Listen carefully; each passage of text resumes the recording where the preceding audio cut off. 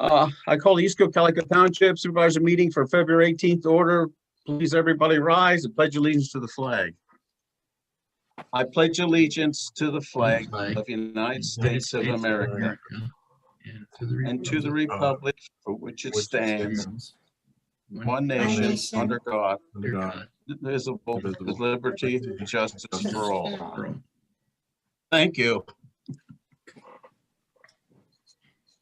We have a visitor tonight, Dalton Schoner, an Eagle Scout from Shennick. Dalton, you want to give us your presentation now?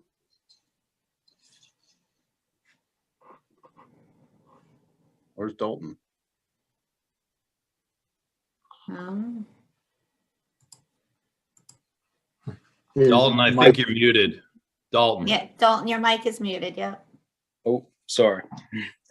My name is Dalton Schoner, and I'm a Life Scout with Senate BSA Troop 115. I am currently working on my Eagle project, and I'm asking for permission to place signage for trout stocking points along the Little Cocalico Creek.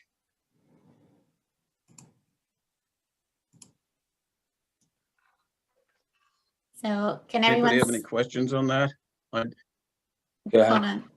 We have a picture of his signage. Yes, I'm trying to get that up here. So this is what he wants There to it is. do.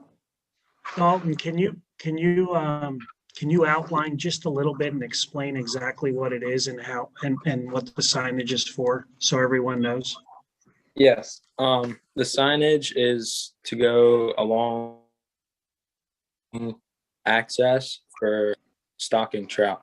It basically says, like, gives you a map and then notifies you that is a trout stocking spot, and then roughly like 3 foot by 2 foot the sign, and then a 10-foot 4x4 post about 7 foot around.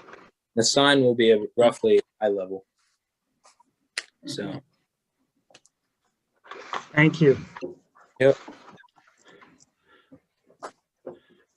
And Dalton, how many of these signs are you putting up? For East Cocalico, but 8 overall through, I think, 2 other boroughs. Good.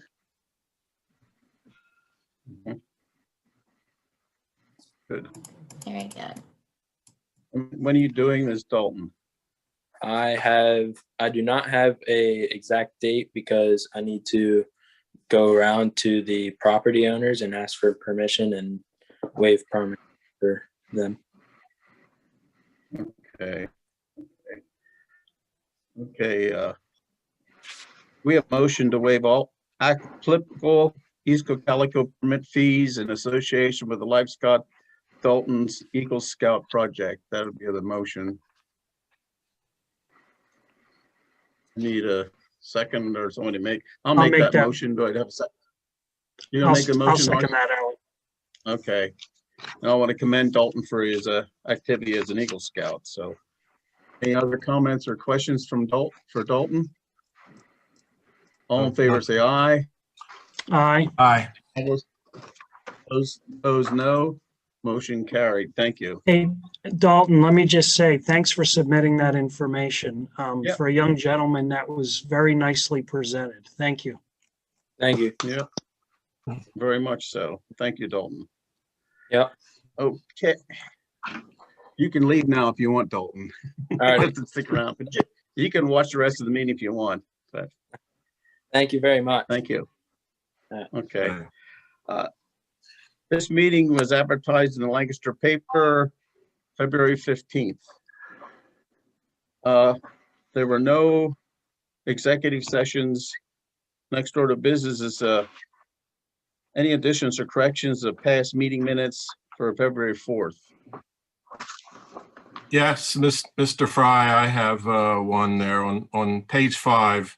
There's a paragraph there talking about the vote for where this meeting was to be. I voted no for being at Stevens Fire Hall. I don't know if there was a mic problem on my computer or something was not quite right there. but I was a no vote, and I'd like to make that change. Okay, any other additions or corrections? If not, I looking don't for a have any, motion. Alan. Okay. If not, I'd like to have a motion to approve the Thursday, February 4th Board of Supervisor meeting minutes as amended. Question at the fire hall? Yep. Go ahead, Doug. This is for the board. You've already talked about the last meeting, which was here while we were here. And RC made a motion, seconded by Alan, to hold this meeting face-to-face at the Stevens Fire Hall. I guess that was Thursday night. Probably Saturday, I saw on the website where it was changed to Zoom. When was that changed? Over the weekend, I checked with Tom, and Tom said as long as it was advertised, we can do it as a Zoom meeting. But you made a motion, and you made a motion and you seconded it. Did you tell Tom that? I think I think I said if we can do a Zoom meeting, we could, I mean, if we could do it both ways, we could do it both ways. I don't think I said approved that. I Well, think I last said if time we could. The last time I checked, Alan, when you Hmm. make a motion in a public meeting and you have a second and it's properly done, there's only one way to change that vote. And what you did, I don't Okay. think Tom understands. I don't think this is a legal meeting. Well, this is Joe Knapp. I'm sorry, it says Christy up there. That's my wife. I didn't know how to change that name, but yeah, I'm here from Goodman and Knapp tonight. We are of the opinion this is a legal meeting and this was done properly, that Alan did have that power. So I think we can move on to the next item there. No, hold on a minute. Hold on a minute. I have another question. Alan has executive power to change a meeting without a vote of the board. Is that correct, Joe? Is that what you're telling me? We were of the opinion that this was legally done and this is a legal meeting. If- Okay, we can move on at this point. I don't think this is a time for argument. If you have a legal challenge, you can certainly make it. And I'm going to do that. I just want to make sure that you're aware that what you did was legal as far as the motion in a second. To change it after the fact without holding another public meeting to do that is not right. That's Thank you. against the Pennsylvania Municipal Code. Thank you. We're going to move on to the next item. Who's running this meeting? You or the township? Again, we're going to move on to the next item at this We'll point. move on. Oh, if I'm gonna keep Okay. asking, you won't be moving. Now you answer my question, please. Thank you. We'll move on to the minutes. I make a motion that minutes be approved as amended. Do I have a second? I'll second that, Alan. Any other comments or questions? All in favor, say aye. Aye. Aye. Opposed, no. Motion carried. Thank you. Land planning. Yes, good afternoon.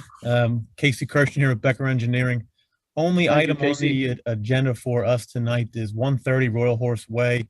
It's a small project. The applicant is proposing to build a 2-car garage in the Morganshire development. Tony and I have reviewed the application. Tom has prepared the stormwater management easement agreement. We have approved that application. So the only motion for tonight would be to authorize the Board of Supervisors to sign the stormwater management easement agreement related to the 130 Royal Horse Way stormwater management small project application as prepared by the township solicitor when executed by the applicant and submitted to the township. I don't think anybody's here to represent that. Nope. No. Okay. I'll make that motion. Any second? I'll second that, Alan. Any other comments or questions? All in favor, say aye. Aye. Aye. Opposed, no. Motion carried. Thank you. All Thank you, right. Casey. Yep. And if there's no further questions, I'm probably going to jump out of this meeting if that's okay. It's Yep, okay. that's Thank great. you. All right. Thank you, Thanks, guys. Chase. Thank you. Okay, the next thing on the agenda is a PA Fire Emergency Service Institute proposal by Ozog. What's the wish of the board on this proposal?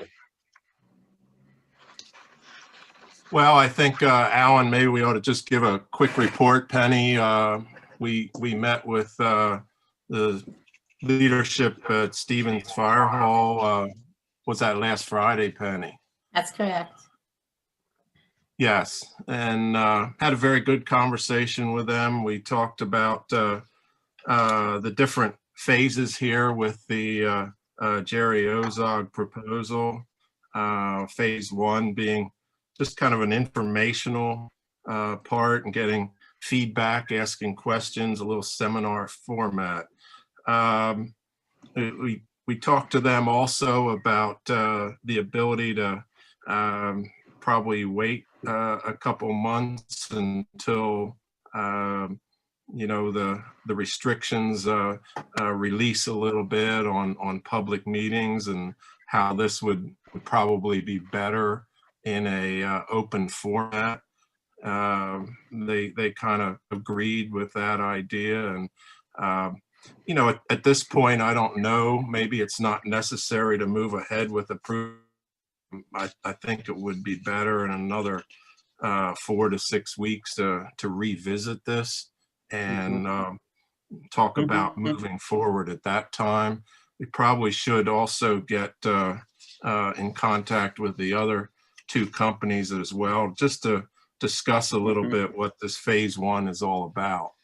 So we haven't done that yet, and that in my mind would be a prudent way to move forward. So unless there's other thoughts on the board. Yeah, You want to make a motion also, to table it? yeah, Alan, I got one comment to make. I think also too, it was still kind of up in the air in terms of, were we gonna look at the other, I think it's 7 or a total of 7 companies that run first 2 in East Cocalico. So I agree with you. I think we need to get a little more clarity on that one also. Mr. Krasko, if I may, I did send out an email and follow up with you gentlemen. I did get with Mr. Ozog on that, and he said that if the 3 fire companies would be willing to let, he said, outsiders participate in this process, he would be more than willing to do that. He just said at what level the services and actual needs of the outsiders would need to be determined. But yeah, he's definitely will take into consideration the remaining fire companies, provided the other 3 fire companies would like to have them present. Thank you. You're welcome. Do you want a motion to table this to the further meetings? Yeah, that would be my idea, Alan. I'll make that motion that we. I'll make a motion, we table this. Okay. Okay, do we have that? Table it for now. Yes. Okay. Yeah. I'll Yeah, just think bring so. that back on board when necessary, after we talk to the other 2 fire companies. Good. Do we need to vote on that or just, No, okay. Okay, moving on, Reamstown Swim Team Rental Agreement. Can you put that on the screen? yes. Hold on.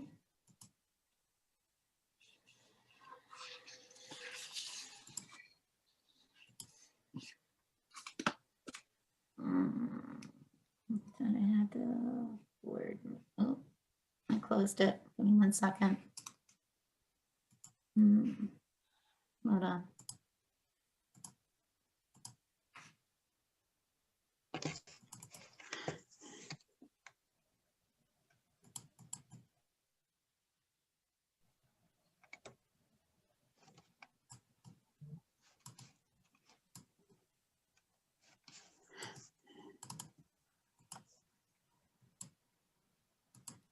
Oh, it's still Casey's.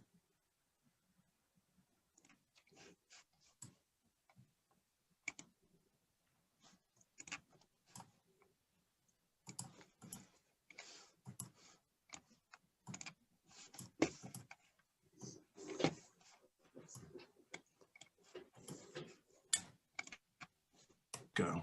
There you go. Okay. Any discussion on the Reamstown swim team rental agreement for the full season 2021?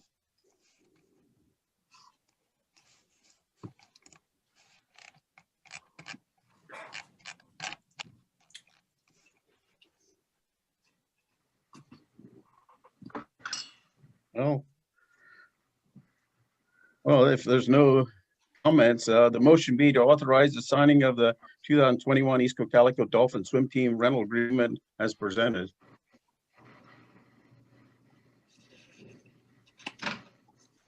I'll make that motion, Alan. Okay. I need a second.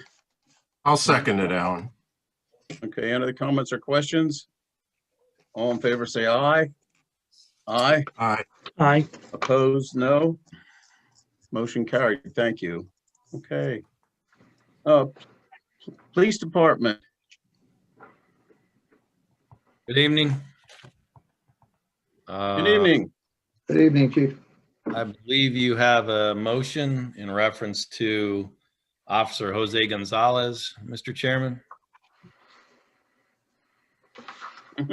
Yep. That would be The to move. motion was to hire Jose Gonzalez as a I'm sorry, go ahead. I apologize. level 1 police officer. No, so I apologize. I'm stepping on you. To hire him effective October 1st, 2021. March March 1st. I mean, March. I'm sorry. March. Messed that up, Chief. I should have let you read it. Do you have any comments? He's going to be moving. We currently have him with a conditional offer. That offer is going to change to a formal offer. He passed all the requirements. His scheduled date to begin is March 1st. He will actually be coming in for, sorry, hold on.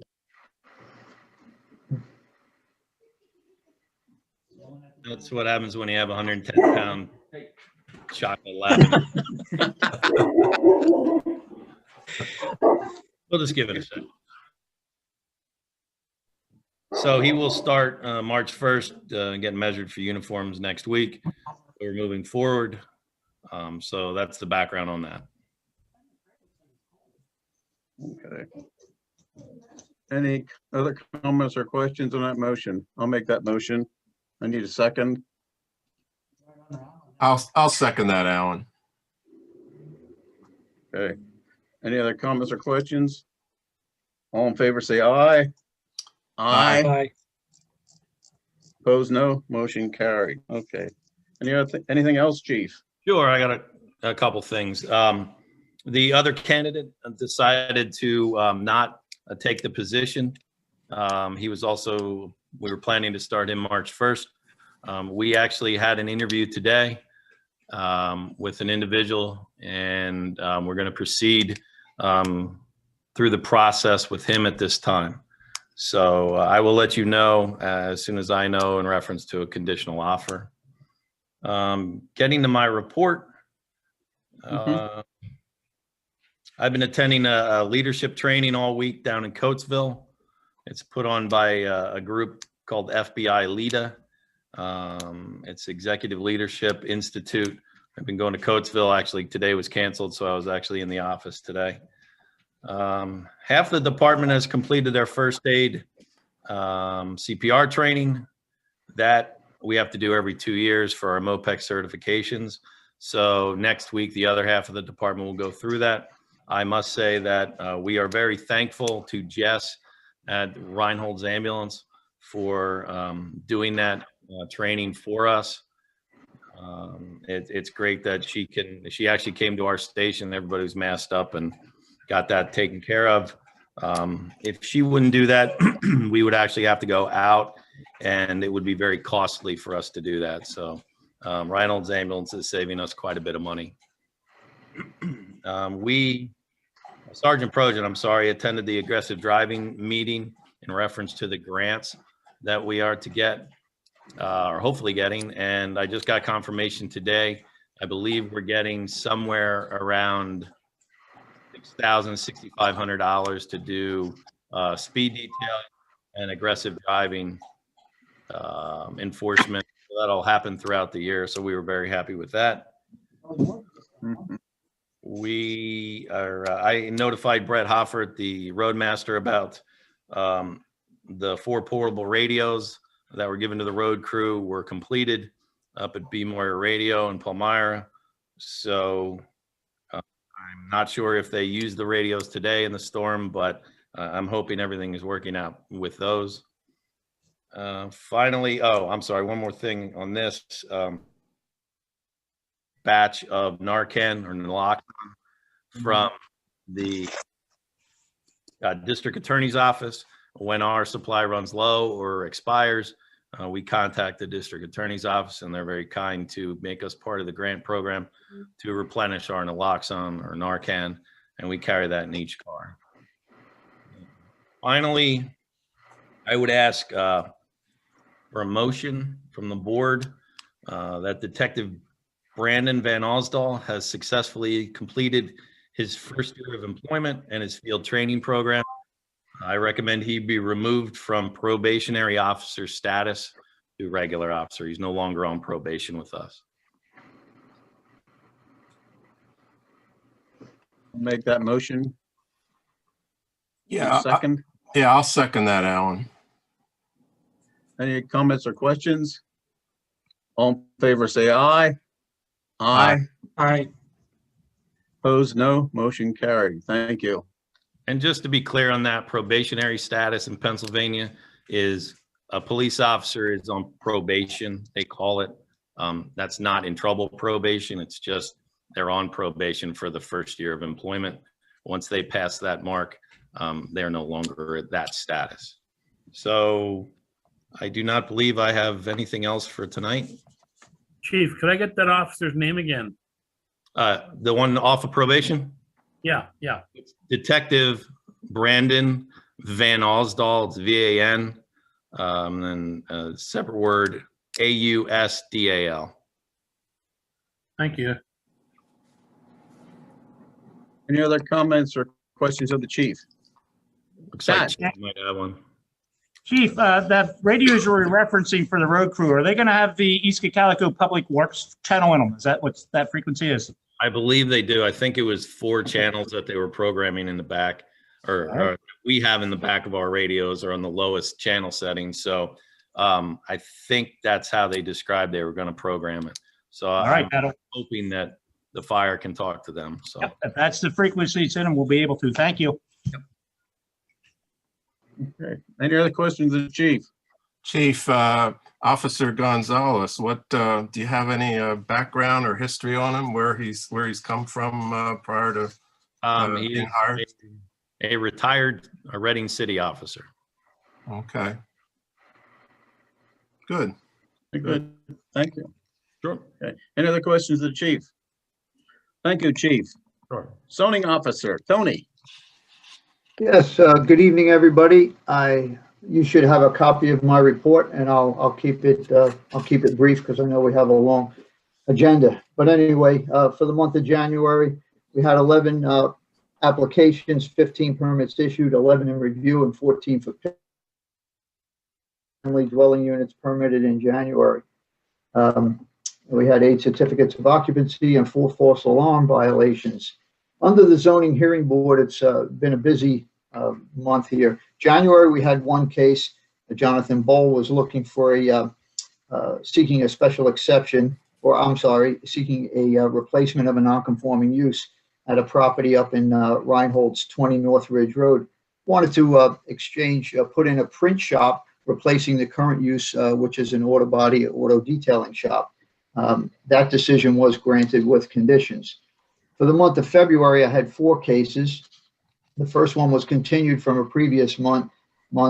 A resident up here on Hill Road was seeking a special exception for a rural occupation, basically a 1 truck and trailer truck driver, and his case was granted with conditions. The second item was Mr. and Mrs. Hurst of 45 South Reamstown Road were seeking a special exception at 1327 North Reading Road. Basically looking for adaptive reuse of the building that currently exists. The party center used to be in that building, no longer is there, and they're seeking to rent out that portion of the building. That case was continued till next month.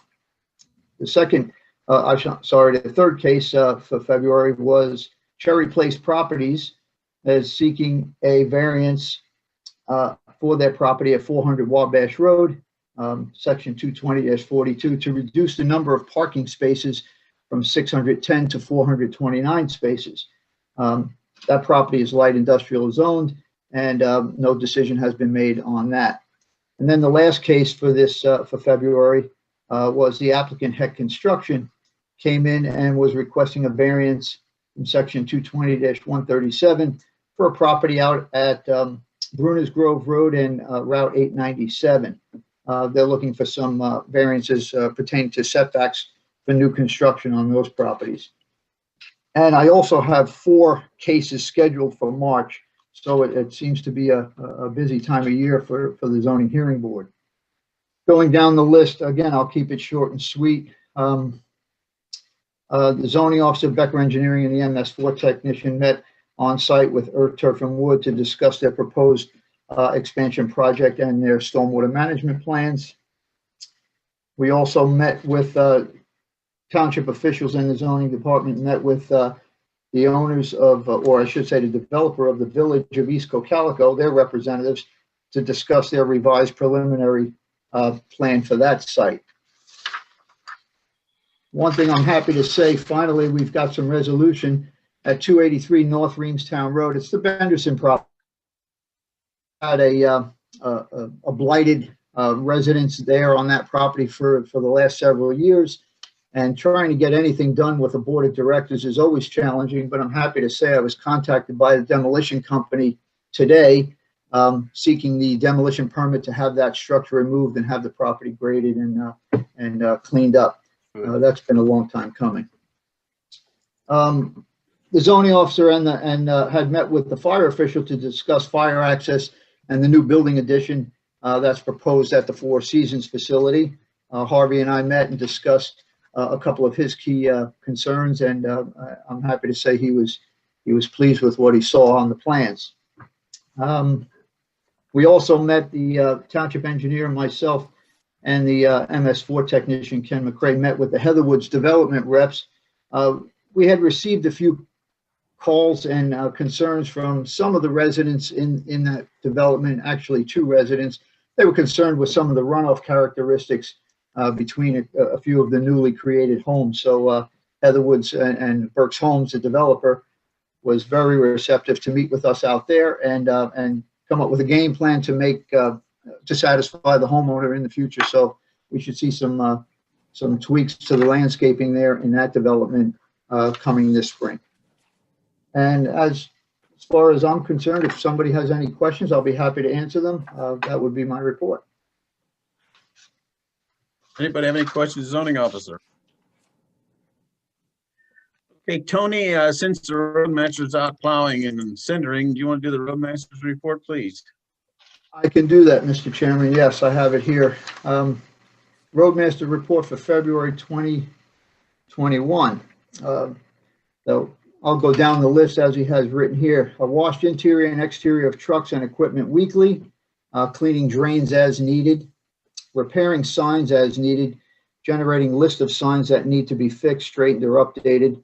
They're working on new signs made for the locations when entering East Cocalico Township. Proof examples are in the works, waiting for final approval to order those signs. He has gotten proofs and quotes for 1 combined sign, including solicitation by permit, or 2 signs with solicitation by permit on a separate sign. They have been organizing the shop, going through old storage areas, getting rid of things that are not needed or extraneous trash, building shelves in designated areas for certain tools based on what job they are for. Clean and organize the shop is the goal. Inspecting all signs we have at our shop, getting signs prepped for street sweeping and possible oil and chip jobs in the future. The street sweeping is on the schedule for April 13th through April 16th, with Martin's Paving Incorporated. As you know, the winter season is in full effect. Down to say, make sure supplies are stocked and ready to go for winter maintenance. Order salt from the American Rock Salt when needed. Check over the trucks on a weekly basis, fluid levels, grease components, clean interiors as needed. After use of plows, washing them, inspecting them before putting them away after each needed storm. Wash the big trucks as needed due to salting or plowing use. Have had multiple storms over this time, planning and prep work based on weather predictions and what actually occurs. Each storm is different. Delivered a couple of loads of salt to Adamstown Borough as needed after discussions with the roadmaster from the borough. The week of February 8th through the 12th, the roadmaster and one crew member have sat through a CORE, C-O-R-E, pesticide short course to prepare for CORE and Category 23 spray license. This test will be scheduled for when applicants feel comfortable in that material. Tree work. Martin's Tree Service is scheduled to do the jobs on Hill Road and Dogwood Drive on February 23rd through the 21st. 23rd, 2021, weather permitting. This job will consist of one tree being taken down on Hill Road and 3 trees being taken down on Dogwood Drive. The road crew will help assist during this job and take care of traffic control and cleanup help at these locations. The COVID-19 procedures will remain in effect for the winter and be reevaluated in spring of 2021. And I believe that's the end of Brett's report. Okay. Thank you, Tony. You're welcome. Thank you. And if you have any questions, hold them to the next meeting when the roadmaster won't be plowing, hopefully. We're moving on to MS4, stormwater. And Yes, this week I was out and gave an MS4 talk to the Denver Lions Club. A little bit of miscommunication when it was set up. I was under the impression they had a projector and had a PowerPoint ready to go, only to discover, no, I was mistaken. They don't have a projector. So kind of had to wing it off the PowerPoint without graphics, but that worked out okay. Which reminds me, at one point we had discussed getting a projector of our own that could be used for various things, and like this. We have one if you need to borrow. Okay. thank you, Chief. So I think it would be useful if we had one.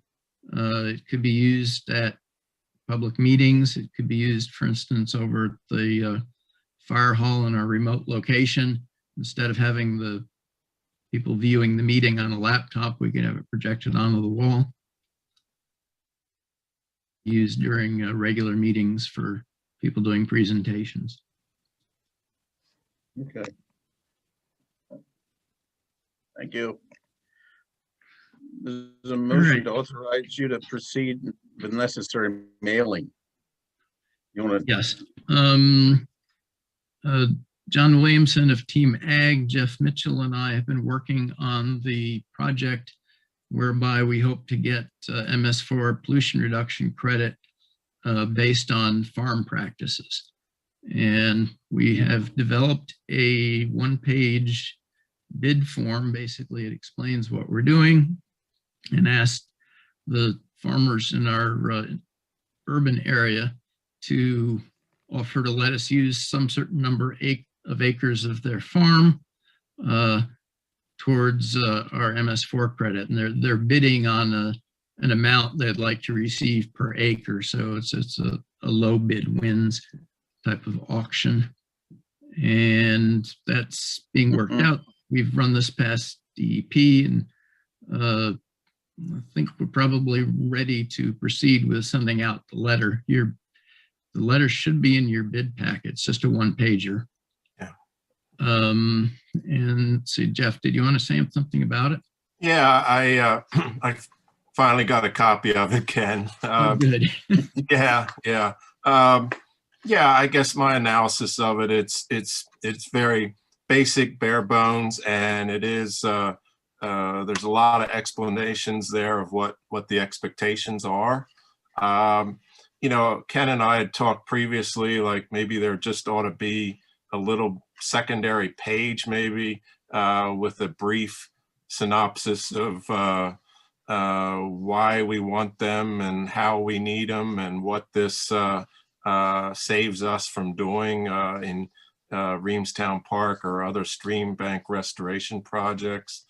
It's going to take probably a lot of legwork and explanations to really fill in the blanks, even with all this being mailed out.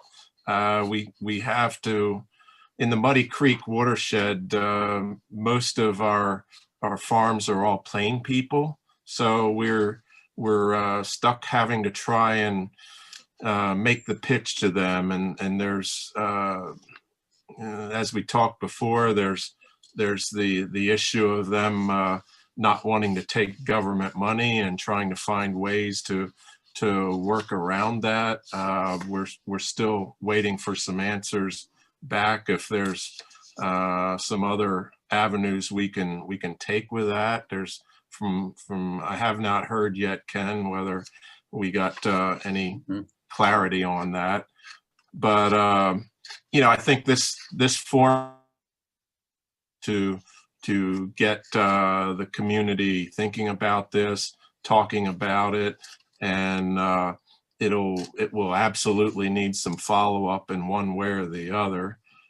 So we got to get the ball rolling. I think by mailing out the brochure with this, Ken, it does give us some educational credit. Yes. So and I think getting it out there, as long as it's clear that, you know, we're seeking input from people that, is this the way we want to go? Do they have other suggestions on things that might work better for them? That sort of thing. And then the goal would be to have some sort of a meeting, probably outside on a farm somewhere in March, and get together with people that want to discuss this or learn more about it. yeah, Ken and I had talked about a couple possible candidates over in the Muddy Creek watershed, and I think it would be good to try and get into the Plain community there to give the presentation. They're the ones that we're going to have to work hard with to get the in that we need. So yeah, I think this is all good, sending this out with the brochure and maybe just another little secondary page. So yeah, I would make the motion to move forward with this. Okay. There's also, you mentioned that booklet. It's from Bassett, Pennsylvania Agriculture. What's the acronym? Sustainable Agriculture. Sustainability. Yeah. And they produced a very nice booklet, 32 pages in color, written from the perspective of farmers about things that they can do to improve water quality through farming practices. And along with this, I was thinking it would be good to send that out to all the farmers, or at least the locations where they have more than 10 acres they're farming. Probably sending it to both people inside and outside of the urban area. Only the ones in the urban area would get the letter about the bid process, because the farms have to be in the urban area to qualify. But I think that would be a good booklet to send out to everybody. I've requested a price on that. I don't have it yet. If we do all the farmers in both areas, we'd be looking at purchasing about 160 copies of this booklet. Yeah, just I had a chance to look at it, and there's a lot of nice color illustrations in there to define the terms that are being talked about. And you know, I think it's self-explanatory, and in conjunction with the sample contract or bid sheet that we're sending with it, I think on that as well. So you know, this just seems like the right thing to do to get the ball rolling. Okay. Made contact with them, and they're getting us prices on it now. I don't have the price yet. Okay. Okay. We do have educational money in the budget for MS4, Yes, so that would be budget covered. in MS4 already to pay for that. Yeah. Okay. And Jeff already made the motion. I need a second. Authorize Ken to proceed with the necessary mailing and ordering of clean and salt water booklets as presented. I'll make that motion, Alan. Oh, You would need a Jeff second. did already. You want to make the second? Oh, I'm sorry, the second. Sorry. It's been a long day. Any other comments or questions? It's okay. It's the snow. Any other comments or questions? All in favor, say aye. Aye. Aye. Opposed, no. Motion carried. Thank you. Okay, Anything thank else, you. Ken? No, that's all I have right now. Okay, thank you very much. I like your stocking cap. Oh, yes, to go with the cold theme. Yeah. Okay, financial administrators report. Yes, good evening. Hello, Good Judy. evening. Okay, so I have balance sheets and budget comparisons through February 11th to present.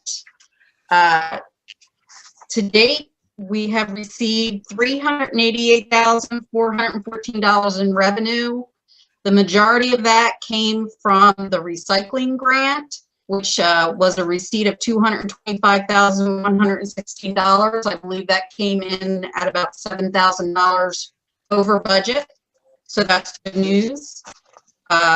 Expenses to date are $691,455. So we have at this point expenses over revenues of $303,041.43. Of course, that is because tax revenues haven't started coming in yet. Thankfully, we do have a nice $691,400 to cover our expenses until the beginning of April, when we finally start seeing some of that tax revenue come into the bank account. The other fund over to separate out the traffic, to have a nice fund balance, big impact money from the capital reserve monies. So if you review those balance sheets, you $41.43 cash to cover. We'll be able to see what is in capital reserve, which is just over 1.5 million in the traffic impact fund, which of course is money reserved for a specific purpose, and that is a little over $735,000 in traffic impact. Okay, so I believe that's all. I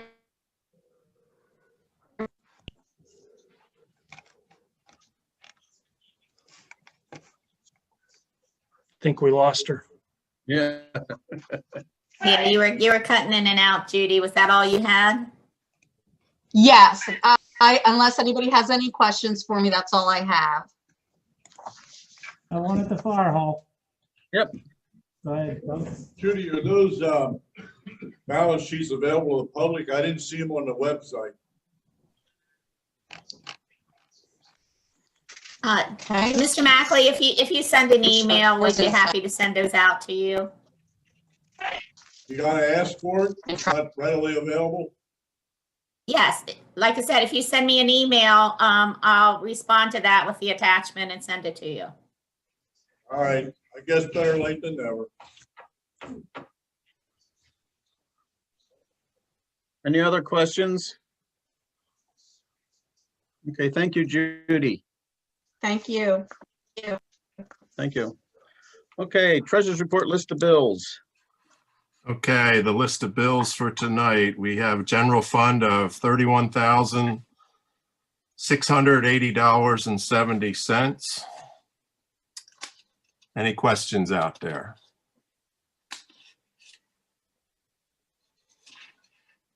Here, I got another one for you. Hey, Jeff, check number is 60612 to Lancaster newspaper. What was that for? Advertising, For what? meeting. The one you just canceled, according to Mr. Kneff, was a legal thing and you had to advertise it again? Yep. I'm not sure if that was tonight's meeting or not, but I can check into that and get back to you. What do you mean you're not sure? You signed a check.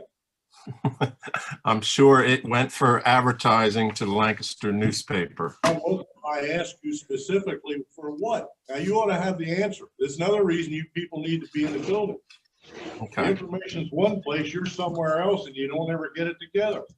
okay, I can answer that question. go ahead. Can I answer my question? It was for the zoning hearing board meeting on February 10th. Thank you. Wasn't hard. Thank you, Jeff. Thank you. Any other questions out there?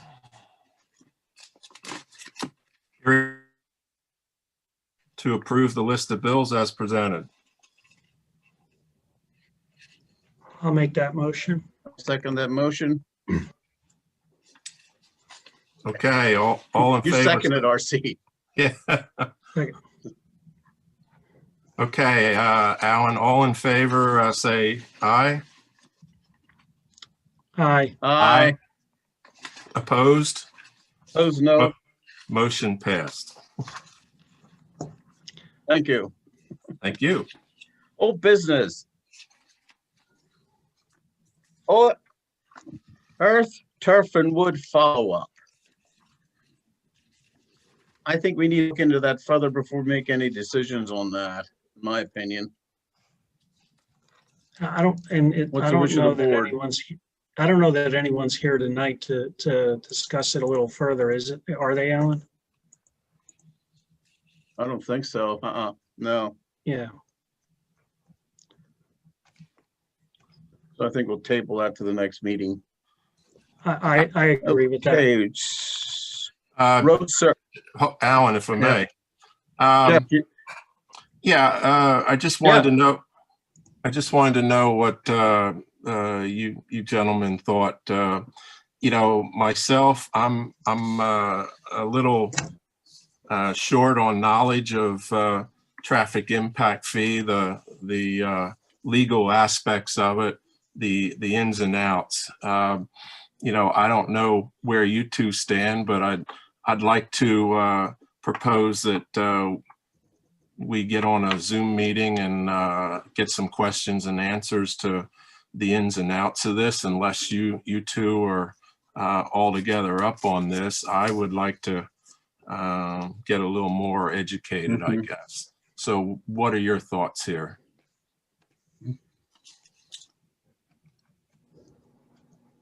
I think it'd be a good idea to talk to the solicitor about what we can do and what we can't do legally. What do you think, RC? I agree with that, Alan. Yeah, most of the stuff that I found, most of the material I found relative traffic impact fee, Jeff, was a lot of the information that I sat down with our prior township manager, with Scott, worked through, got the information, read the ordinances that were put in place, and then that's how I really understood the philosophy behind philosophy and methodology behind what they were intending to do with that program. Okay, yeah, I'd just like to get a little better up to speed on that if I could, and I'd like to set something up. So if you're comfortable with it, maybe it's just Alan. Whatever you think. Gentlemen, is this something that you want to go before the traffic impact committee as well? That would make sense to me too. Okay. Well, go ahead, Ralph. All right. So in Mr. Carrasco and Mr. Fry's planning reports from the 2018-2019 time zone, what was what was that monies to be used for? What was the long-term goal for the traffic impact study fees? It's fees to repair the roads, road improvements that aren't current. Current conditions could not use traffic impact fee money. Like certain intersections that are in not good shape now, we cannot use traffic impact fee money for, but things that are created in the future, the traffic impact fee money is used for. So will you gentlemen, when you meet, understand? when you gentlemen meet, will you be trying to figure out where those monies will be spent in the future then? Like a long-term plan? Yeah, there's already a capital improvement plan for the traffic impact fees, and it is broken up by 3 different sectors, A, B, and C, and it tells you what intersections are in each of those sectors. So depending where the development is and that money that comes in, that's where those fees are spent at. And then there's already certain approved projects in that plan. So that's all been determined and is in the capital improvement plan, Mr. Buckles. All right, Ms. Pollock, is that requestable under a right to know? That capital improvement plan? Yes, Of course. you'll see a request. Yeah. Yeah. Okay. Thank you. Okay, any other comments on that? So I guess we'll make an appointment to discuss this with Matt Krim. With Info- Matt Cram. An informational Yeah. meeting. Oh, Right. Yeah, it's an informational meeting. We're not making any decisions, just for informational, what we can do and what we can't do. correct. Okay. Road survey. Follow up on that.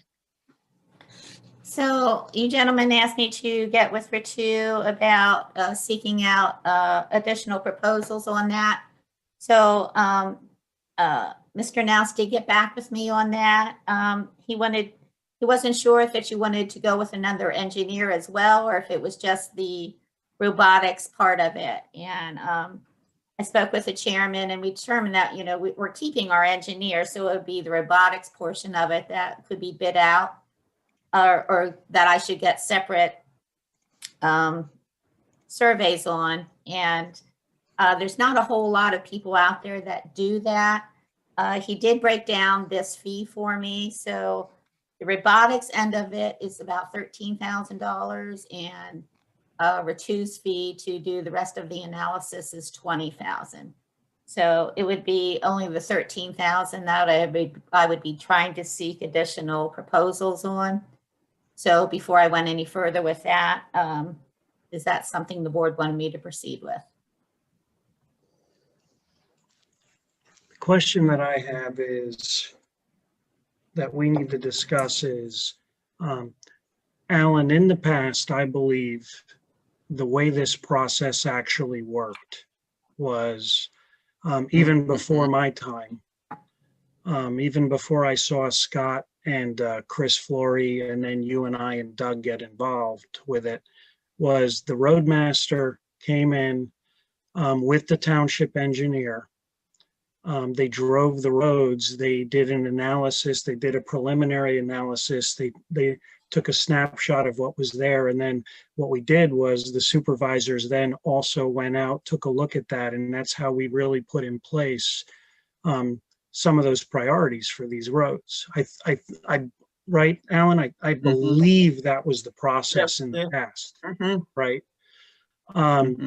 The reason I'm mentioning that is because now this year we're changing this. This is a significant amount of money. In addition to that, the customers that Ritu mentioned that they have for this methodology, this engineering method of evaluating the roads, they're oil companies. They're not small municipalities. This is a very expensive process. I just think now that we're fortunate enough to have 2 township managers, Tony has the technical background, why can't we just follow the same process? And now we actually have another set of eyes and ears and brains to it with Tony there, instead of just the township manager and the 3 of us and the roadmaster like we had in the past. we also now have Tony, Yeah. so why don't we try that process one more year? It's just, I'm very concerned about the cost here. Yeah, I am as well. This, it's kind of alarming for the amount of work that's done. You know, it's a good idea to have a long 5-year plan like they proposed, and evaluating all of our roads, not just some of them. And that, from what I've seen, you know, I think that gives a solid presentation to the residents, and lets them take a look and see, well, you know, this was the plan, this is the plan. So it takes some of the questioning out of it. But yeah, there again, it is pricey. There's no question about that. So, you know, I think you make a sensible presentation there, RC, let's go ahead with that one more year. We've got different sets of eyes, and with Tony involved, I think that is the way to go. Yeah, I think we have enough assets in place now with people that we can, you know, we can try this one more year and take a good look at it. So, Yep. Mr. Krasko, if I can jump in, I hadn't seen that process in 19 or 20 while I was there. So we get the engineer to come in, go around with the roadmaster, examine the roads. They prepare a report for the board. The board then goes out and examines those roads, and from there determinations will be made. Correct? I just want to make sure I'm passing the right thing along to the roadmaster. Fine. I'm sorry, Penny, were you asking me a question? I was. Okay. I just wanted to make sure I had the process right so I can report it to the roadmaster correctly. So the engineer and the roadmaster are to drive the roads and to do an evaluation on them. No, not the engineer, not initially. I think what was done in the past initially, Alan, was it was the roadmaster themselves and the township manager did a preliminary drive of the roads. Okay, I thought you said the engineer, my apology. Yeah, sorry. No, Penny, it's so it's the roadmaster and you doing, and Tony in this case, so the three of you doing a Okay. preliminary evaluation of those roads. Okay? And then present that to the board, and then you gentlemen will go out and examine those during your road Correct. tour. You then present it to the board, and then we, with all of our brain power, then we all sit down together. We go look at those, and we talk back and forth and come up with a plan and evaluate in terms of what are the priority lists for those roads. Okay. Perfect. And I believe, and that was the process we did. I know Doug's in the audience, and Alan, you're there. That was the process that was done to do that 5-year mapping that was done, and we can do the same thing again. Once we go look at those roads, we look at all of them, really. Initial outline of what it looks like next year, the year after that. Because we can start, it's the same thing we did with the strategic plans. We can start looking at end of life, which one of these are, and then if we need the help from the engineers, that's where we can ask them to step in. Yeah, I think that makes sense. There could be some questions coming up in a few places. That's what maybe I saw here in the last year or so. So the engineer can give us the technical expertise we need if there's a few close calls, I guess. I have a question. I think we might have lost our chairman. I'm not Did sure. we lose Alan? He's back, but he's now he's unmuted. Hey, Ralph, sorry. No problem. The question is, how much was budgeted for that engineering report that was at this point slated at 30,000 and now set on the side for another year? How much was that budget for? The entire the roadway budget? No, the engineering budget for the roadway. Engineering, just the numbers plugged in for engineering, and it's not determined, when we plug in a number for engineering, how much is going to be on roads and how much is going to be on stormwater. We just take a generalization of what was spent in the past years and we up it a couple percentages, and that's the number that we plug in. It's not broken down to that degree. Okay, so how much is the engineering budget for this year? Well, there again, that's spread over several different parts of the budget. We would actually have to pull the budget up and add those all together. I'll send you a right to know. Right to know is not necessary. We can have that information together for you by the next meeting. I'll send you an email. Thank you. You're welcome. Okay. Any other? Okay. Judy is still we're gonna on. table We that can get then? her on that. Okay. Okay. We done with the road survey thing then? Yes, we're pulling that off completely. Okay, good. Good. Okay, Reamstown, Colonel Hollow Boulevard streetlight follow-up. Yeah, I haven't gotten anything back from PP&L on that yet, so that's tabled. Yeah, Okay. considering everything going on, Penny, that may take a while. That might be tabled They're for a long pretty- time. You're right. Yeah, they're pretty, it's, the weather's Anytime just with been, PP&L takes forever. Oh. Okay, new business. So new business, new the business. Recreation Board met, and Eddie and Tara here, they discussed a lot of things at their Park and Rec Board meeting. And they wanted to come before the board to present a couple different ideas.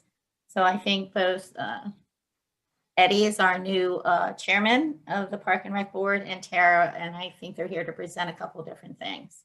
Yep. Thank Yep. you so much for the time. This is, I'll go ahead and go first. So the first item on the agenda was the skate park. So my name's Tara Erkinger, and I'm the vice chairman of the East Cocalico Park and Rec Board. And I'm here tonight to present and get approval from the Board of Supervisors for a recommendation from the Parks and Rec Board to build a skateboard, scooter, bike park at the Reamstown Municipal Park. The recommended location, which is in the packet, Penny, I'm not sure if you can bring that up. I'm scrolling down through now to get there, so yes. Okay, no worries. I'll keep talking while she's looking that up, but the recommended location that's shown in the packet was made during our December 22nd Parks and Rec Board meeting. And once that's up on the screen, you'll be able to see that the location is away from the housing, and it also provides trees and shade for the hotter summer months. And there's also easy access to the lower parking lot and the walking trails to the proposed location. There it is. So you can see. So that's the proposed location. And just to give some background, the Parks and Rec Board had sent a survey out to the community to get some input on what they would like to see done with the basketball court in the Reamstown Municipal Park that needed resurfaced. And through that survey, we found that there was interest from the residents in a skate, scooter, bike park. So on December 22nd, Armit Concrete did give a presentation to the Parks and Rec Board proposing a concrete skate park within the Reamstown Municipal Park. In that, we provided letters in a packet, and they're also in here. They're at the end of the page, Penny, but they're letters supporting the skate, scooter, bike park from Mike Hessian, who is the Denver Borough Manager, and the Mayor of Denver, Rod Redkay. They spoke about the growth and the success of the Denver Memorial Skate Park, and they noted that other than organized activities, the Denver Skate Park really is the most used facility in their Denver Memorial Park, and that it serves patrons of all ages. Moving forward with this project would allow the youth in East Cocalico Township to have access to alternative sport facility, many of which would be within safe walking distance. Right now, any of the patrons in our community that want to use a alternative sport facility have to go to Denver, Ephrata, Lancaster, Reading, or further to access that. This project would also create a safe place for our youth in the community to skateboard, scooter, and ride bike without the dangers of cars or other roadside hazards. And then the last point I just want to discuss before concrete is that a typical concrete skate park that's around 30,000 square feet, the average cost would be around $135,000. And I've included in the packet the cited research that I did in order to get that average. But we're lucky enough to have a local resident of Cocalico who has built numerous successful skate parks, including but not limited to the Denver Memorial Skate Park, the Kutztown Skate Park, Steelton Skate Park, and he's willing to donate some time and his skills and a much lower rate to provide a world-class beginner's skate scooter park right here in our very own community. So I'm going to hand it over to Matt, and he is going to review the proposed skate scooter bike park design and specs. Hello. Penny, could you enable my screen? I can. Okay. Hold on. Hello, everybody. I'm Matt Arment, owner of Arment Concrete. I've been doing concrete for over 25 years. I've had my own business for 15 or so years and consider myself well-versed in the design and placement of skate parks. It's something I've been active with my whole life. I've been skating for 35 years. My kids skate, and it's just something I'm really into. I feel I still can't share my screen yet. You should be able to. Okay. We have multiple participants checked off.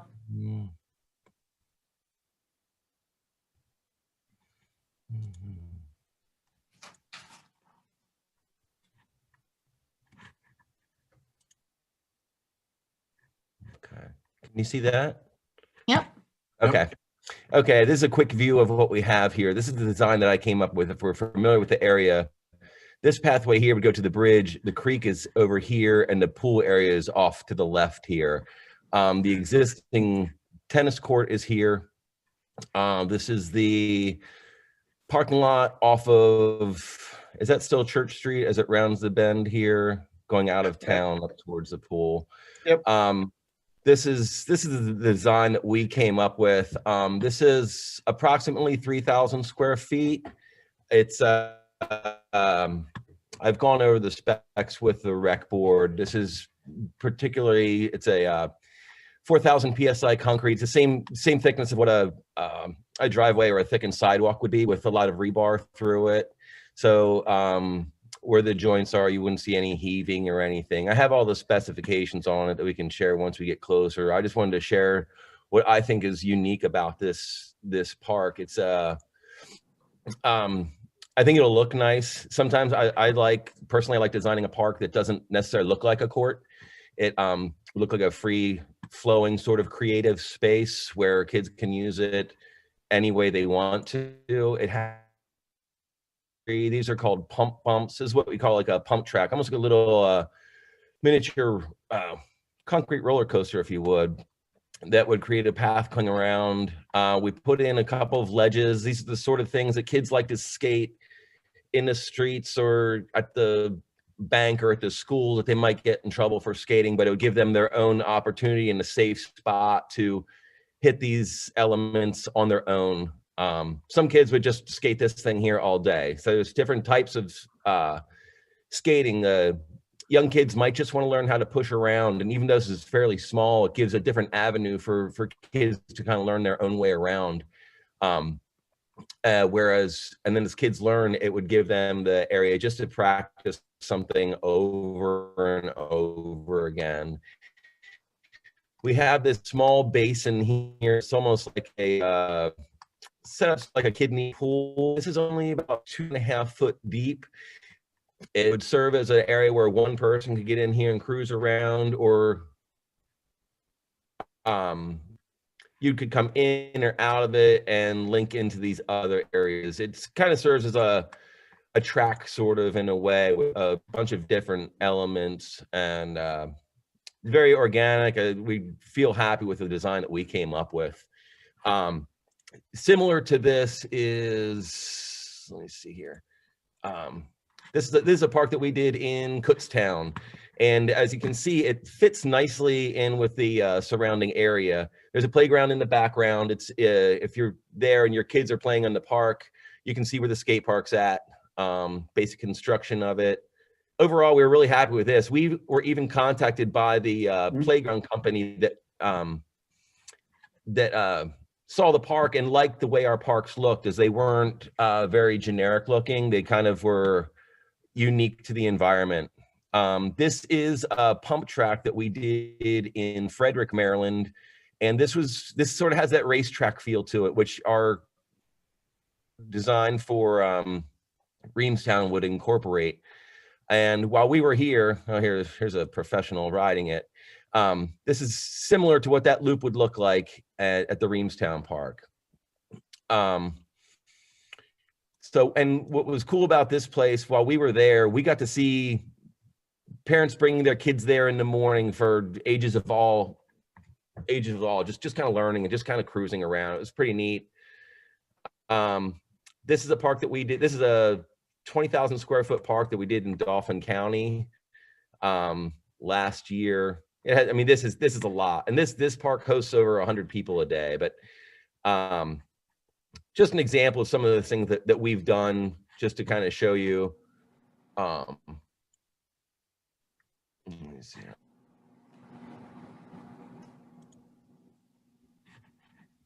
Yeah.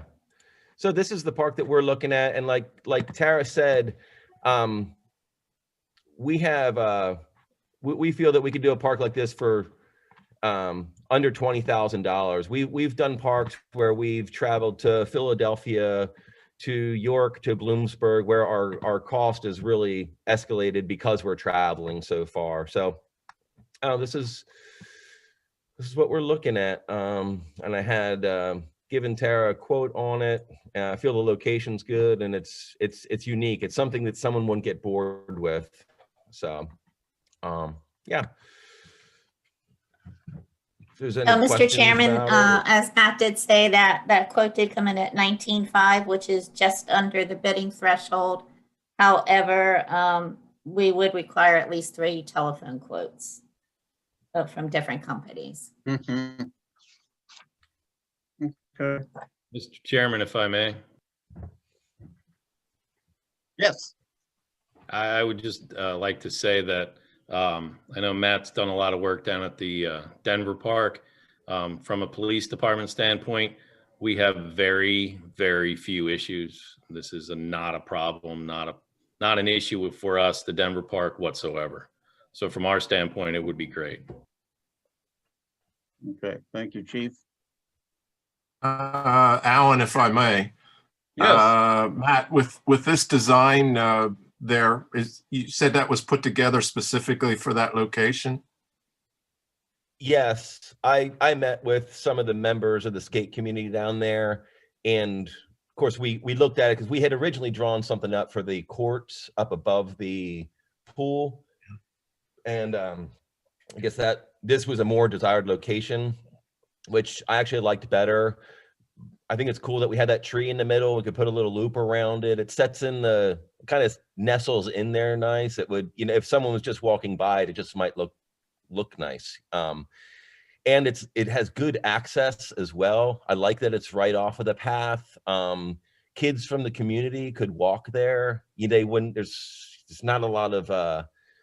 Some skate parks are not placed so that they're that easy to get to. The parents still have to drive them there, or they have to go, across a busy street or something. So the location really works well. There's a lot of room there in the future for an expansion.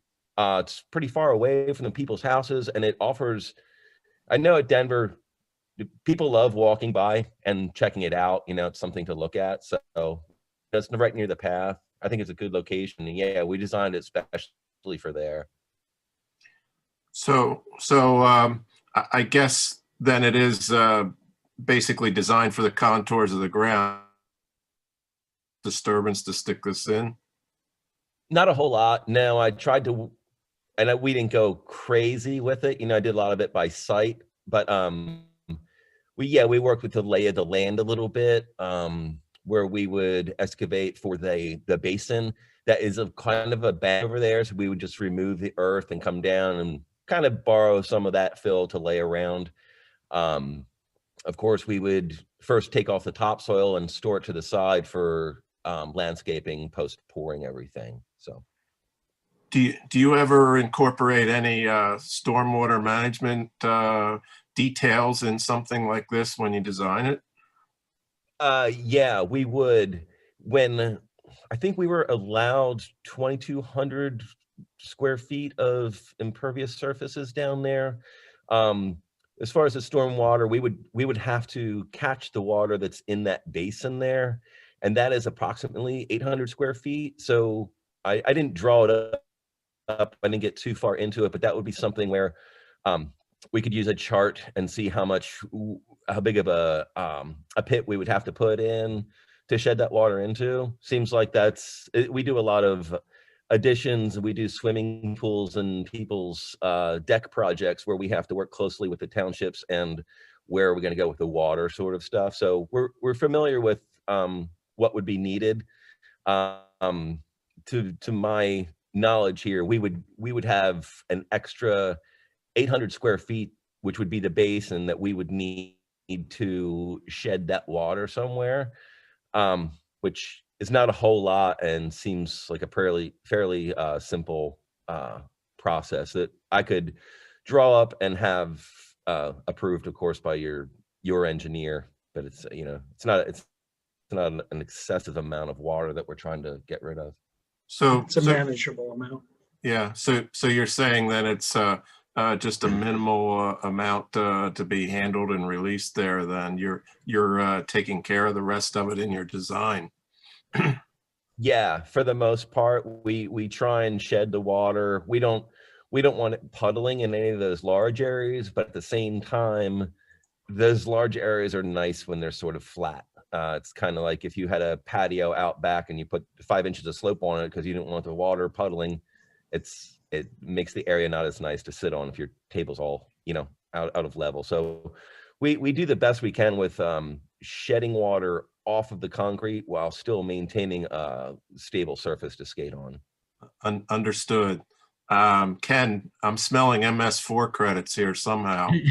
Well, I don't know about MS4, but it might be possible to do some stormwater infiltration around it or even under it, so that you don't have to actually detention basin somewhere. It could be something under the lawn that you wouldn't see. Yeah, that I agree. Better. Yeah, just for Tara, I like the idea of having that in the township. I've heard only good reports that come back out of Denver, that it really gives the kids in Denver a place to hang out after school, and I think it's all good news. The only question I come up with is, we're a spread out township. We have parks in many different areas, and where is the best area to put something like this, just to really benefit citizens from throughout the township. When your survey went out, it was basically in the Reamstown area and didn't take into account other places like Wabash or Old Homestead and the other side of the township. Where is the best place for this that suits the most residents in the township? I don't know if we should give this a little more thought or not. So just whatever anybody else wants to give feedback here for, I'm all ears. Could I answer something there about the location of it? The part of public skate parks is to have them so that there's in good visibility of surrounding areas. So that if I would pull up and I'm dropping my kid off, I could sit in my van and look over and make sure that he's still there. And this meets that. There's parking around. It's close to facilities of similar nature. There's a basketball court right there. It is good to have your skate park near other things where communities would be gathering. That's something that's very good about this location, is that it's close to those sort of things, and there are parking and kids can get to it. So just on the criteria of where a skate park should be and the research that I've done and been involved with planning this sort of thing, this location is ideal. Yeah, and Jeff, this is Tara. We did have a pretty long discussion about what areas would make the most sense during the rec board meeting. And we did talk through some of those other areas you mentioned, like Old Homestead. And really the consensus of the group was that there's so many like neighborhoods, but also like just roads within Reamstown where the kids could safely get to that location, that really only the kids in that development could use it, and any other kids within East Cocalico would have to be driven there.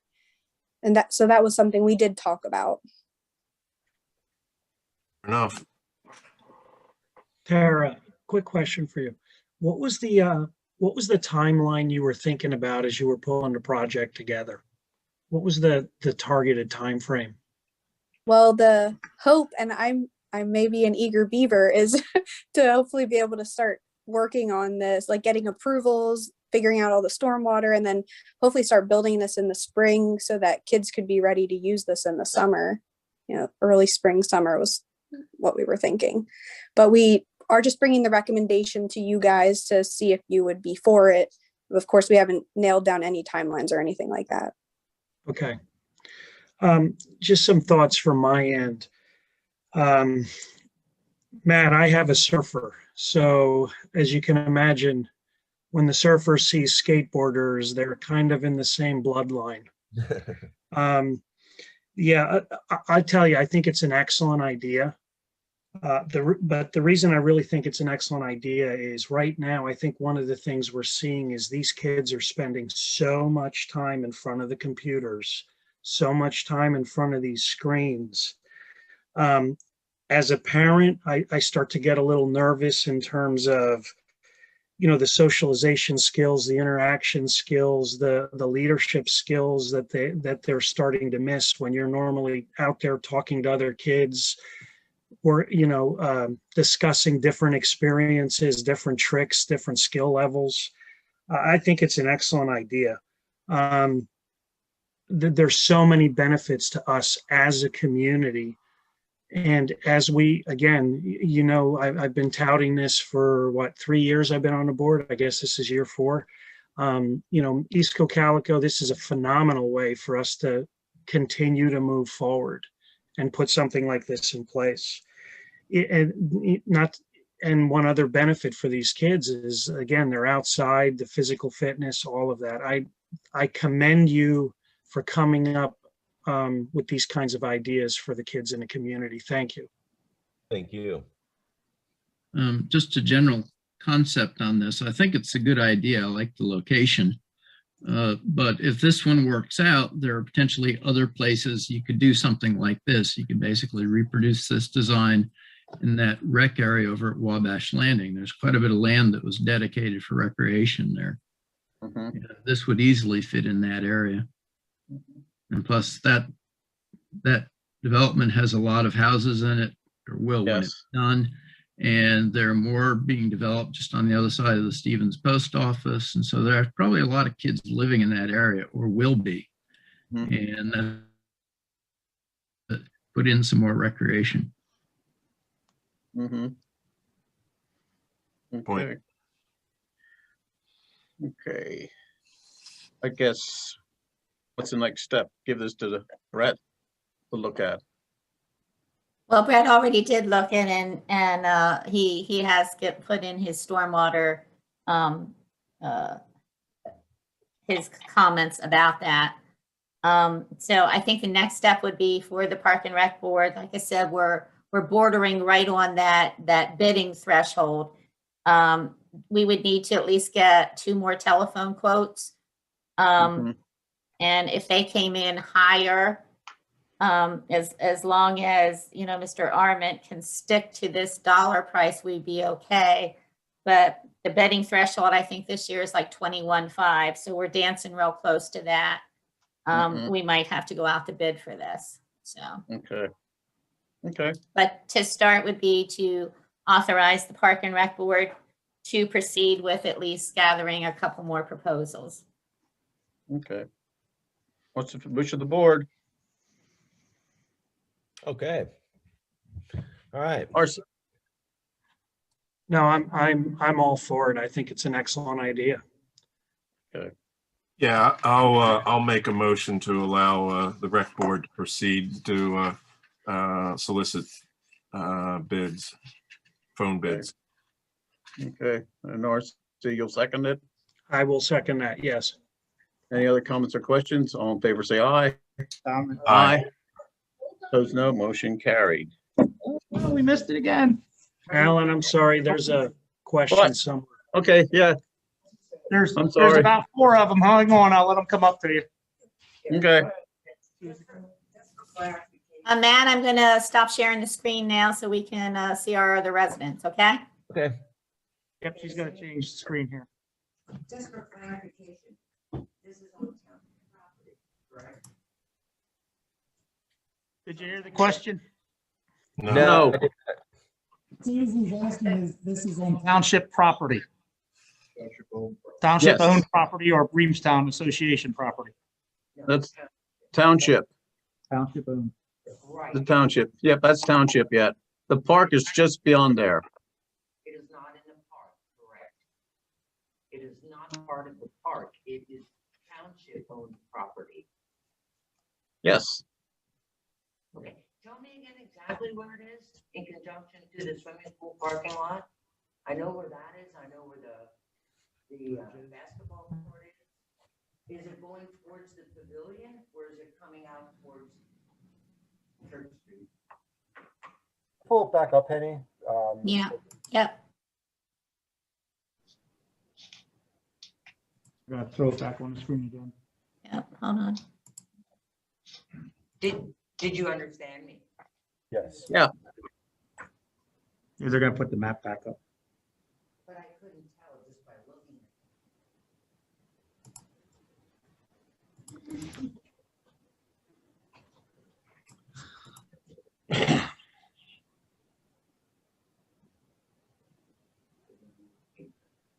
Can everyone see that? right there on Church Street. So it is up against Church Street. You can't make that any bigger? Yep, hang on there. She's going back to the Zoom. That's the pool. The corner right above the arrow? Yeah. I think it's that's that corner right there. Straight I above. can't hear the discussion that's going on, and that's, Show us Church Street. Can you make out Church Street? Right there, on the right-hand side. right here. Mm-hmm. Yep, Church Street. Yep. That's the parking lot going into the church there? Up the corner above the arrow. Up the top corner there then? Right in there. Right here. Yeah, is that The old Reamstown Church of God parking lot? Yeah, yep, right up the top. That's the old Church Well, of it's God. Park Street, Mennonite now. Mennonite Church now. Right. Okay, that work for you? Yep. Anybody else? All right, June yet. Go ahead, June. I donated money to the Denver skating park. What mechanisms are you doing for that? Be able to hear me? Is that a question for me? For anybody?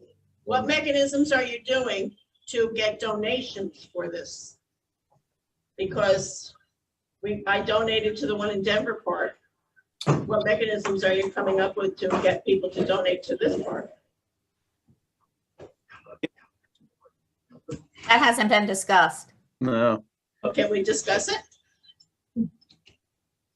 You could certainly, the Park and Rec Board will meet again next month, June. You can certainly attend their meeting and bring that idea up to them. Wasn't there somebody on this call right now that is from there? You should really go before the whole board. Well, that one guy just raised his hand. Can he answer that? Well, he's the chairman. Yeah, I would take the Penny's recommendation to come to the board, because that way everyone could hear and discuss, and we could come up with the best plan for the fundraising. I'm sorry, I couldn't hear you. What I was just saying is that it would be best if you attend, like Penny said, because that way the whole board can hear your suggestions or what you've done in the past or any. Can you take that back to them?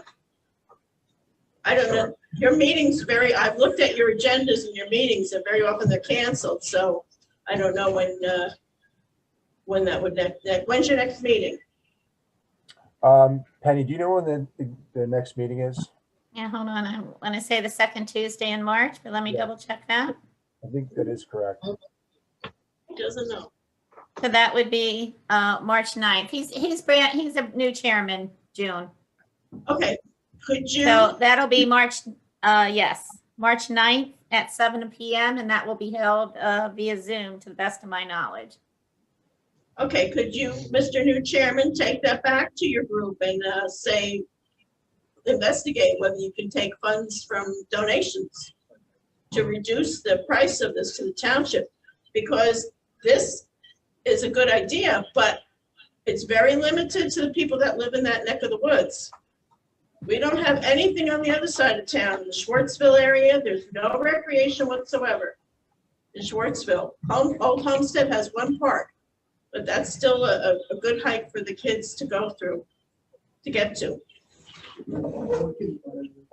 Okay, I'll definitely take that back for sure. And if you, again, like to join the meeting, you can also offer suggestions on ideas and maybe what you would like or others have expressed interest in, because at the end of the day, we just want to do the right things for the community, build a strong community, and obviously have more activity available for the children.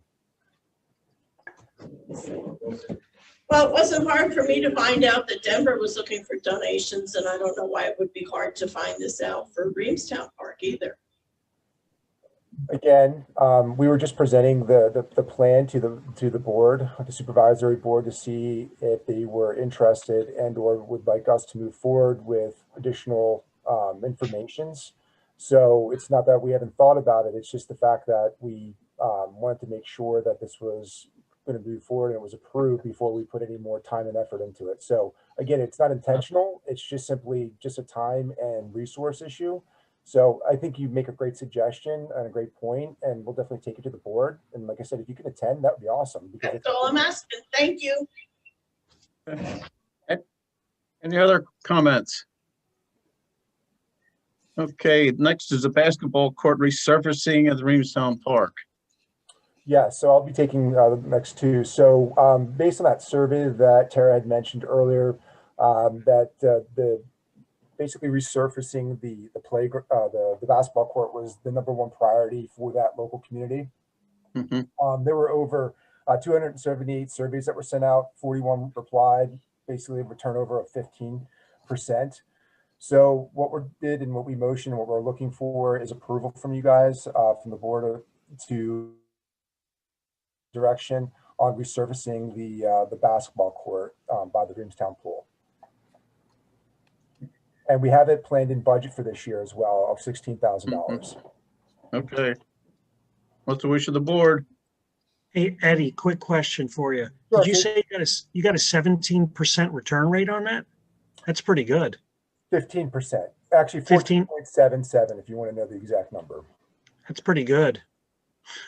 I was actually going to ask that question because this is the first time that I've ever actually done a township survey, so I don't know what's good or bad or indifferent. So if you say 15% or 14.7 is good, I'm going to go with it. That's awesome.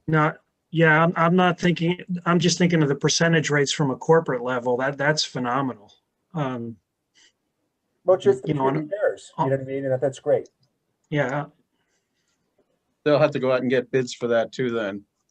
Okay. Right. Telephone quotes. Yeah, it's under the bidding threshold. So yeah, once again, you could motion them to proceed with getting more telephone quotes on that. Okay, I'll make that motion. Just a thought, Alan. Yes. Would it pay to incorporate that with the road bids so that could be done all at the same time? Would that help this go a little easier rather than just doing this on its own? Just a thought. Is it the same materials? I don't know. That's a good question. But you also got to consider, Jeff, I'm not sure what their time frame is to get that court resurfaced. Yeah. It's a good idea. I just don't know what their time frame is. Yeah, I guess it's too bad Brett's not here tonight. I would think it's the same material, but I'm not sure. I'm not sure either. You would think economically, if the company's already in the township, well, to go over there and do that would behoove everybody cost wise. And that makes perfect sense. So, yeah, I would say if it is the same material, that's definitely something to look into, because once they're already mobilized to do our roads, it would pay to do that. Yep. Okay. We're gonna look into that then, I guess. Yep. Any other comments or questions? What? I guess what I can do is get the bids and find out what their process is, and then take back the process and see if you guys can do the same, replicate it, and then go from there. Is that something that would work for you guys and ladies? Yeah, that's a good idea. Yep. Sounds good. Okay. Anything else You in just that? need a vote on that, sir? Yep, need a vote. Okay. Need a motion to approve the research all court at the Reamstown Park. Go out and get quotes, I mean.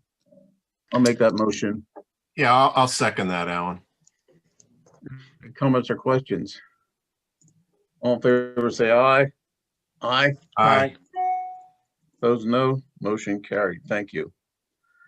Okay. Okay, next, Yep, and the next one is the pool committee. So, so I'm kind of diving into this head first, no pun intended, trying to figure things out as it relates to the past and the present, so we can focus on the future. Because at the end of the day, we really want to make this a really great community for the kids. And I know in the past, there's been, based on dynamics of individuals, just unfortunately things just really didn't pan out for whatever reason. So the way that the board and we're looking at this is try to hit the ground running, but kind of like a clean slate, but learn from the past, so that way we can build today for the future. So what I guess Tara and I and the board are trying to understand is, what do you guys what do you want out of the pool committee? Because in the past, there's been things that have been suggested and not done and not followed through, and it just, a lot of things fell through. There was also some really great things that you guys did, where combining Denver with Reamstown Pool, and it was really a great idea, and for multiple reasons.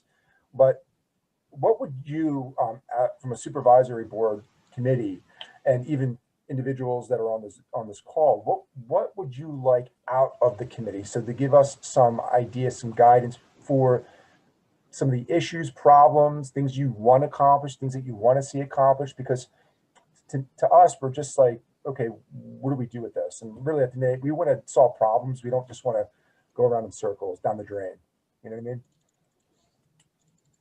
Like, I guess, Eddie, from my perspective, I've always been an advocate of trying to find ways to move forward, and whether it's programs or whatever it is there, to get more people in there to work on ideas of reducing the deficit. Down at Adamstown Pool, they year in and year out can run just about no deficit there.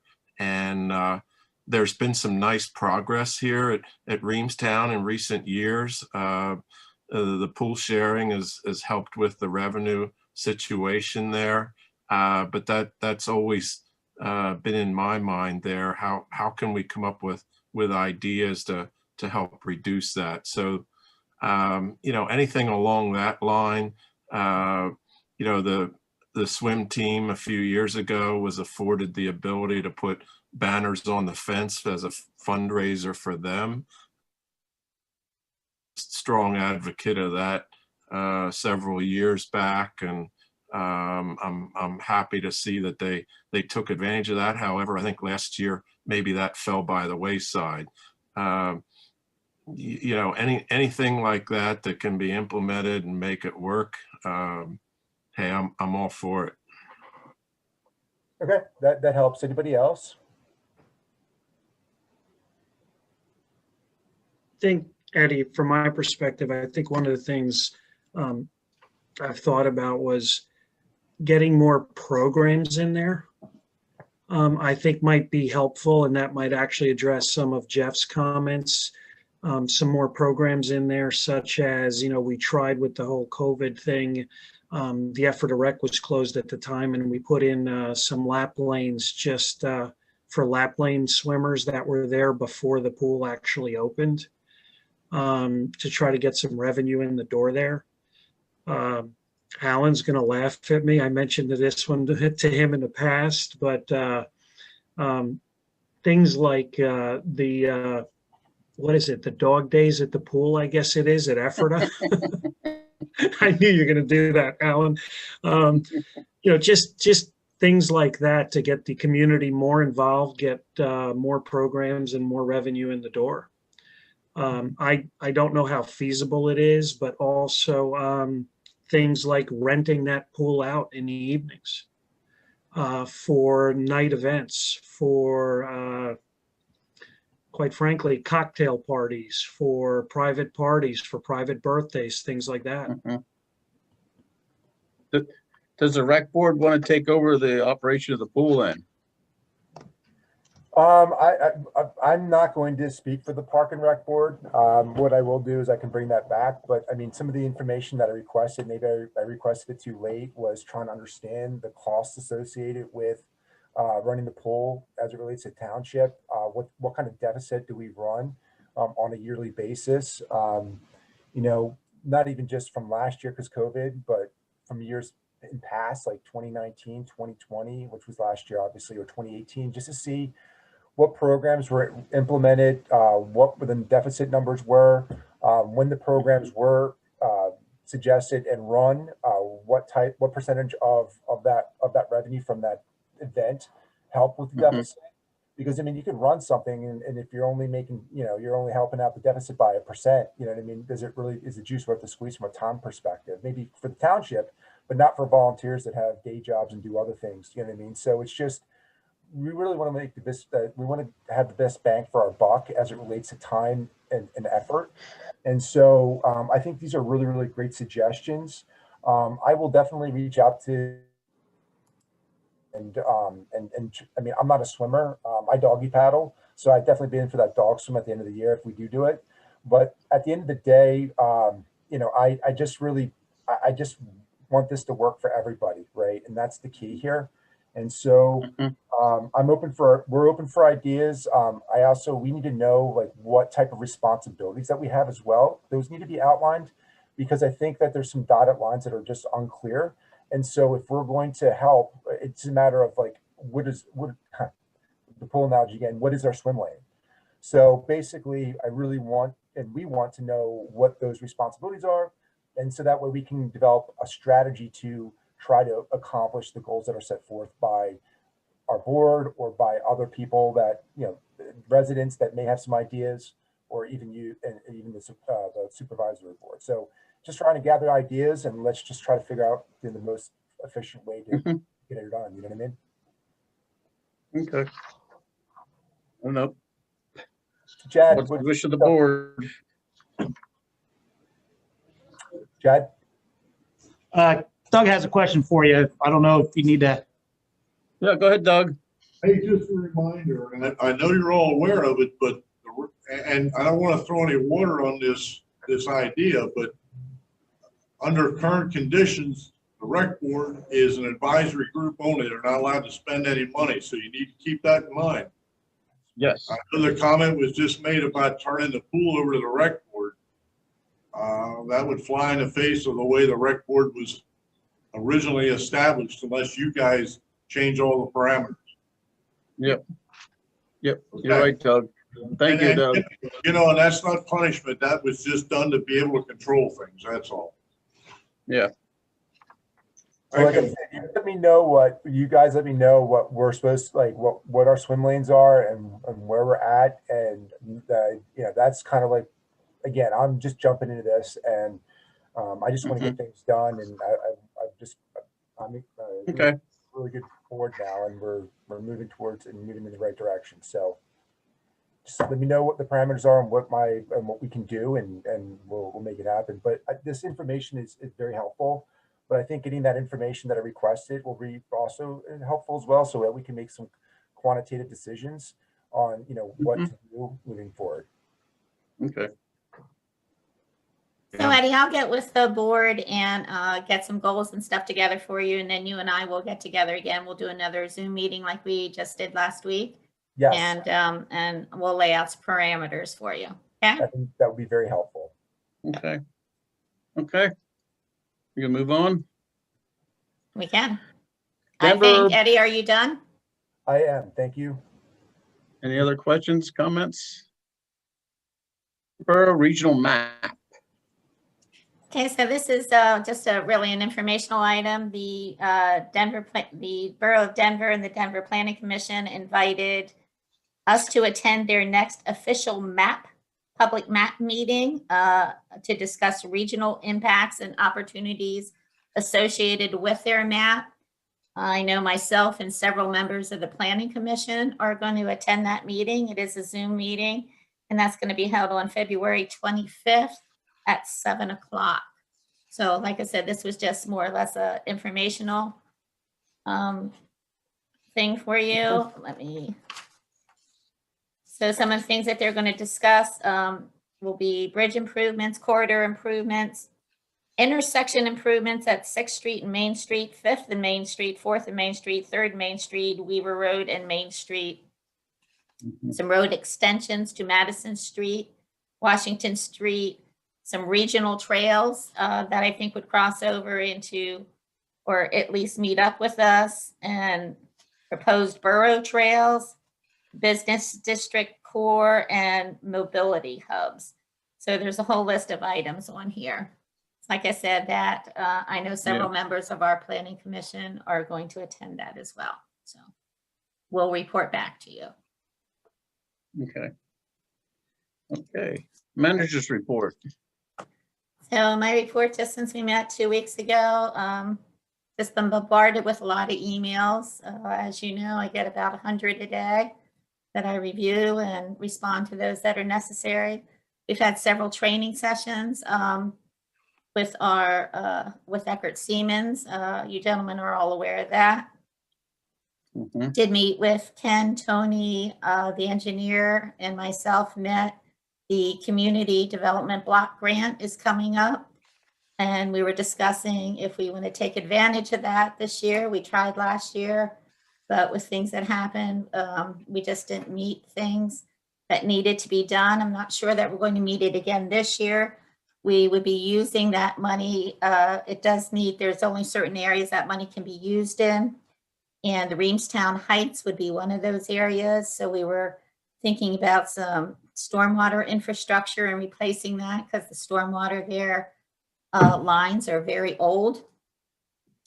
So, but we did discuss about, where do you even start with flushing the lines, televising the lines that are necessary? Do you excavate and replace the line, or do you reline it? So there's, a plan needs to be developed. So regardless if we move forward with this grant or not, because this grant will be around next year too, this board is really going to have to, we're going to have to start developing a plan for our stormwater infrastructure. There's Reamstown Heights is just one area where we just need to start setting some money aside to start looking at our infrastructure, be it televising lines, flushing the lines, stuff like that. We have to have a starting point. So we're going to gather some more information on that, talk some more about this grant, and we're going to propose something to the board that we need to get into the budget. Penny? Yes.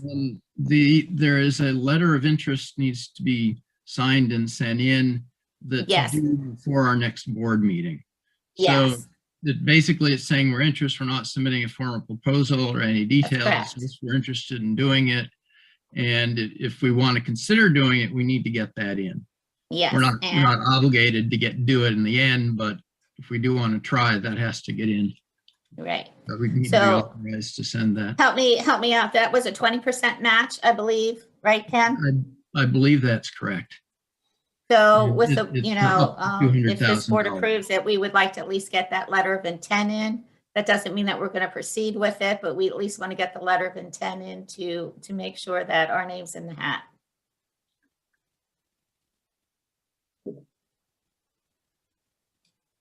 So that could just be a directive. I really don't need a motion, but I'd like a directive from the board if we can at least sign that and get that in. Jeff, Makes sense to me. RC, Yes, yep.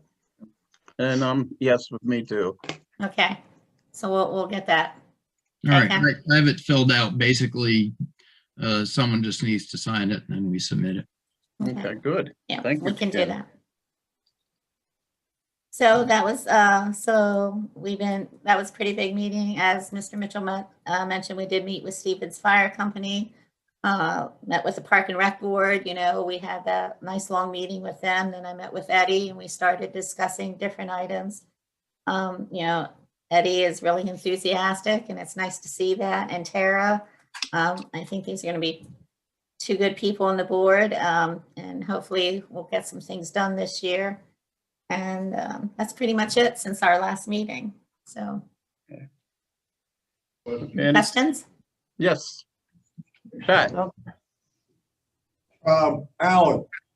Yeah. I think you guys, Penny, and somebody said 20% match. I think that was a 15% match, Ken. I think, if memory serves me right, we talked about that, or you guys talked about it, but I think the number 15% was a match. My question is for Penny. At the last meeting, Penny, I had asked a question of how many executive sessions were held last year, that's the year 2020, in the township building face to face during the COVID issue.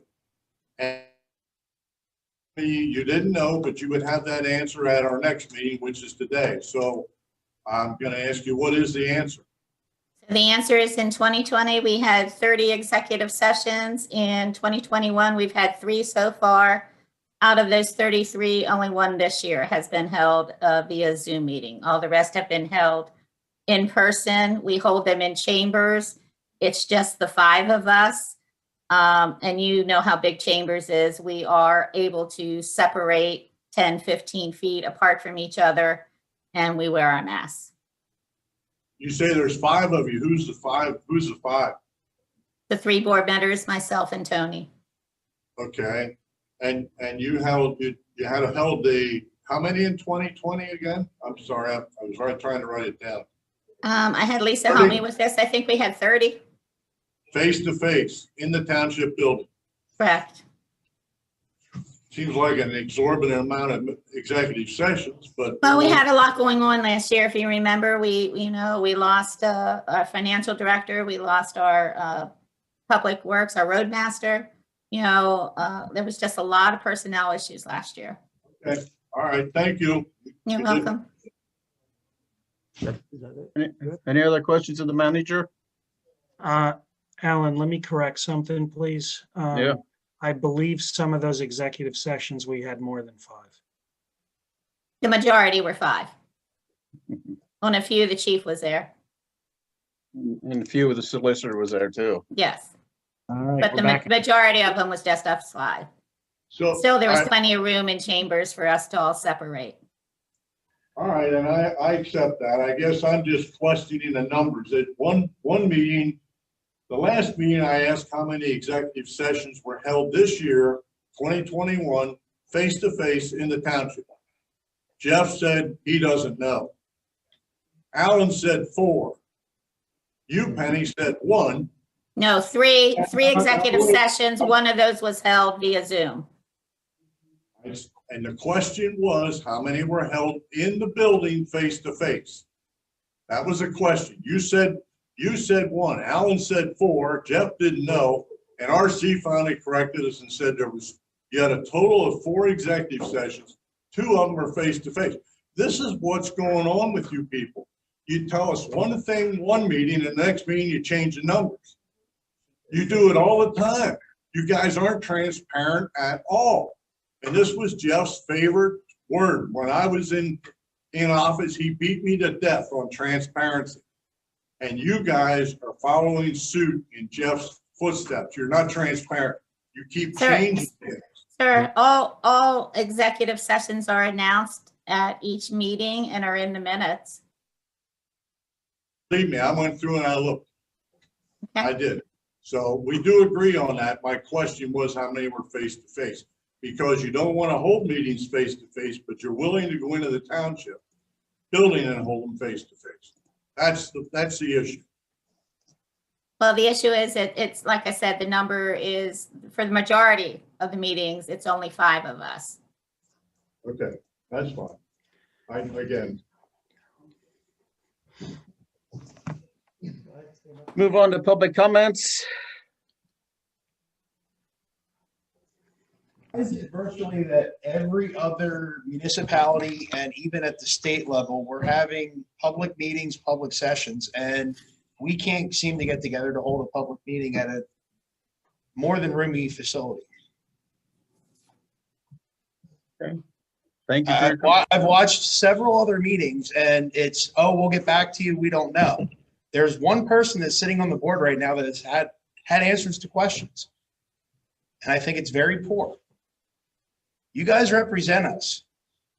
If you're always talking over us or can't hear us because the feed's choppy or something, how are you serving us to your best ability?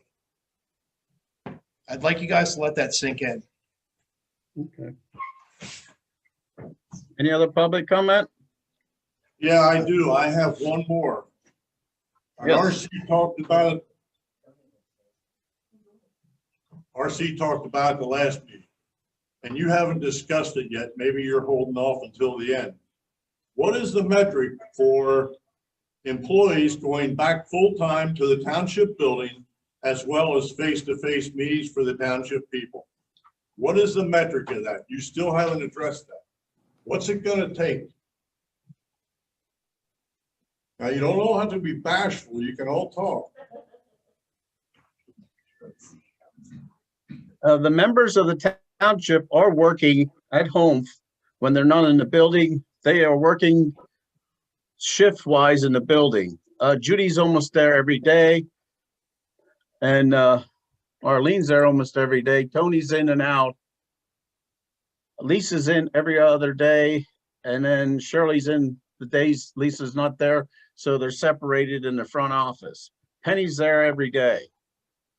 You haven't answered the question. What's the metric for getting everybody back, including all of us, face to face? You 3 supervisors, Penny, and the rest of us face to face. What's the metric? What's it going to take? I don't know how much simpler the question has to be.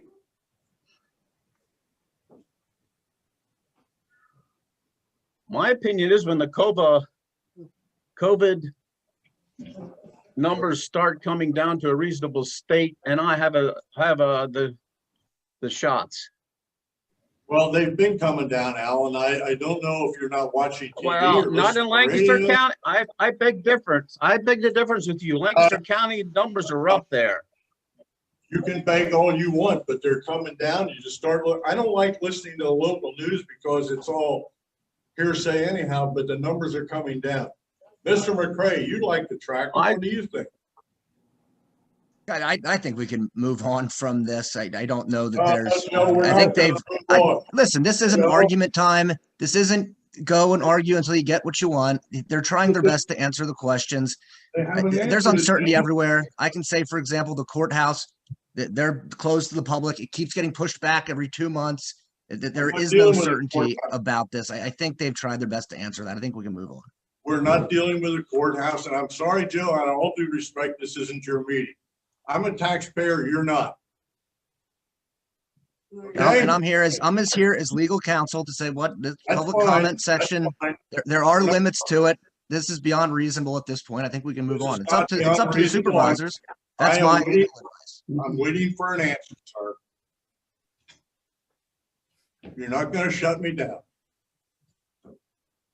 I'm waiting for an answer. I'm looking at 3 faces there. They're all looking like deer in a headlight. In my opinion, I recommend we do Zoom meetings for next month and reevaluate at the end of the month. Because if you go into the state site, Lancaster County's number of COVID is positive. It's almost as bad as Philadelphia. That's my opinion. I do have something though. Jeff has said for meeting after meeting, he didn't want to not meet in public. And to be honest with you, I was here that on Monday night, Stevens Fire Company, there was a training going on. So I didn't want to disrupt the training. I came over in the meeting room of the fire company, and Mr. Mitchell was there with 8 to 10 people in a circle in a small area with a mask on. But he sits at these meetings and says he does not want to meet in public because he's afraid of COVID. That's bull crap. I called him, and other people here at the fire company know it. He just don't want to be out in the public so people can question him about some of the stuff he's doing. Well, and that, again, that goes Thanks back for your to comment. Mr. Mitchell was over here at the presidential election. He was seen over here. And he had no problem being out in public. And all of a sudden, he's hiding at home. There's the This is what we're going through, Mr. Knapp.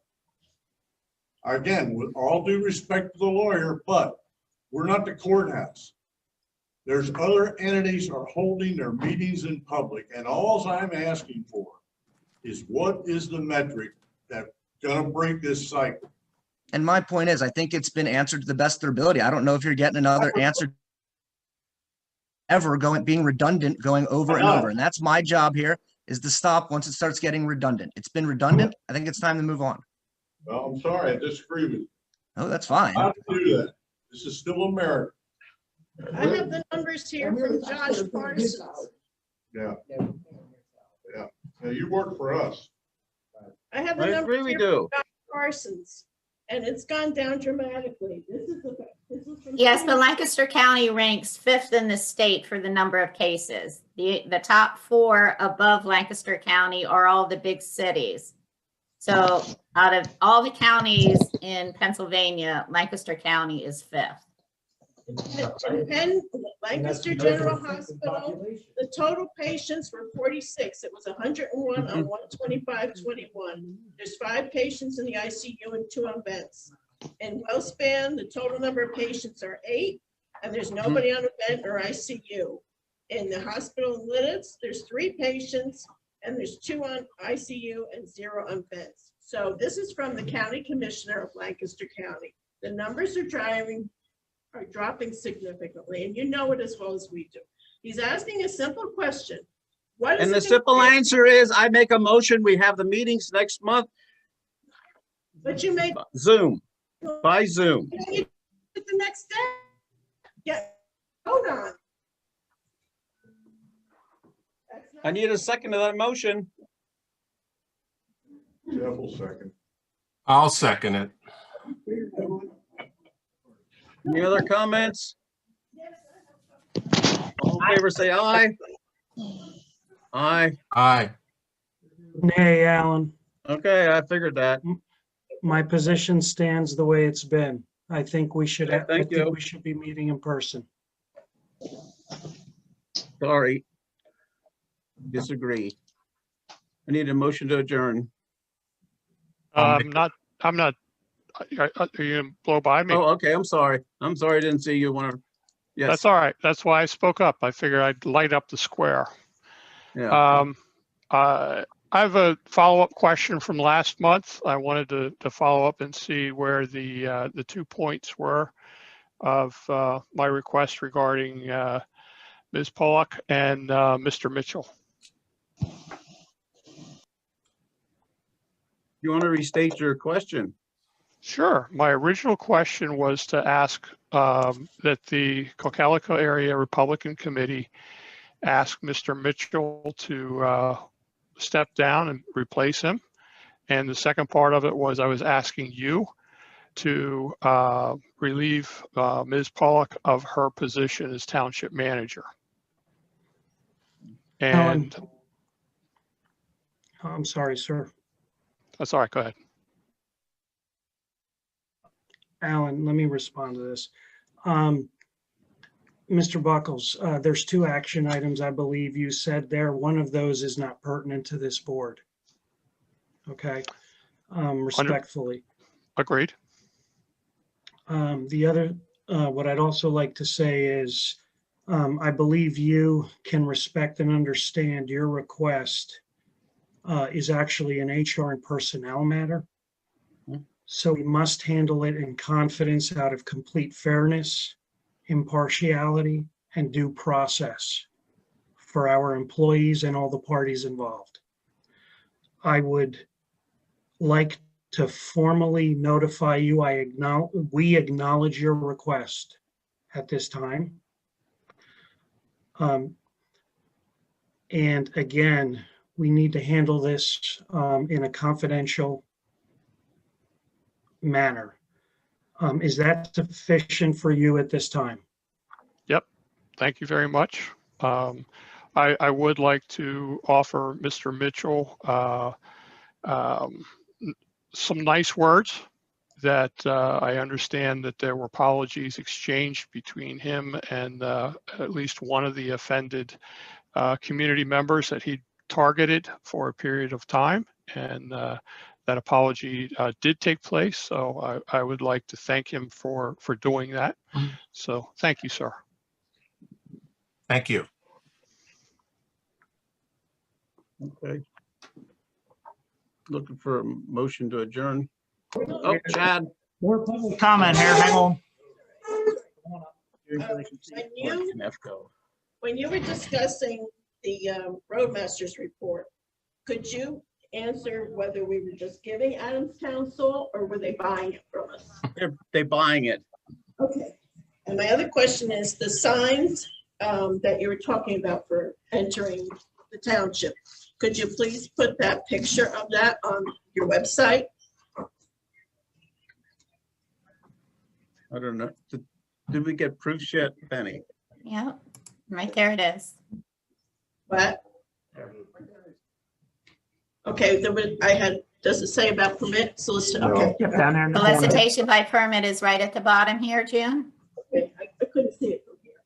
Okay. It's small, but it does cover us legally. Okay, all right. Yeah, we can. Go ahead, what? No, I'm sorry, Penny, we can put that out on the front page of the website under the news section for residents to see it. Is that okay, Alan? Yeah. That would be good. All right, thank you. Okay, thank you. Any other public comments? Hold on one more here, Alan. Yeah. Hi, I'm Ciaran Mizzi, and I just have a quick question about the vision and the strategic plan for East Cocalico Township. I've heard of a 5-year strategic plan, and I'm not sure if it's on the website or not, and I'd like to hear from each of you individually, briefly, if you can, if you're short for time, what your vision for our township is. Okay. Thank you. Yeah, I'll go ahead and go first. You know, one of my main focuses was when the LERTA proposition first came up, when UGI was coming into the township. We didn't have a plan to move forward with that. There was no LERTA proposal in place. You know, I was happy to help and put something like that together, did a lot of research and made a presentation to the board about many different options that were available with that. I think that that's been helpful for a few of the projects that have come along in recent years. Looking ahead, I'd like to see that stay in place. We've all been looking at the site along Colonel Howard Boulevard for 15 years or more. Like to see that eventually get developed and something positive for the community there. And you know, I think that is helpful to get some pro-business growth into our community. That would be one of my priorities there, to keep that in place. And we also need to get some of these intersections The one at Church Street, we've been talking about getting the upgrades put in place there. You know, we've got traffic impact fee money that we have to get designated and get that underway. I'd like to see that happen this year yet. Those are just a couple of the priorities that come to mind for me at this point.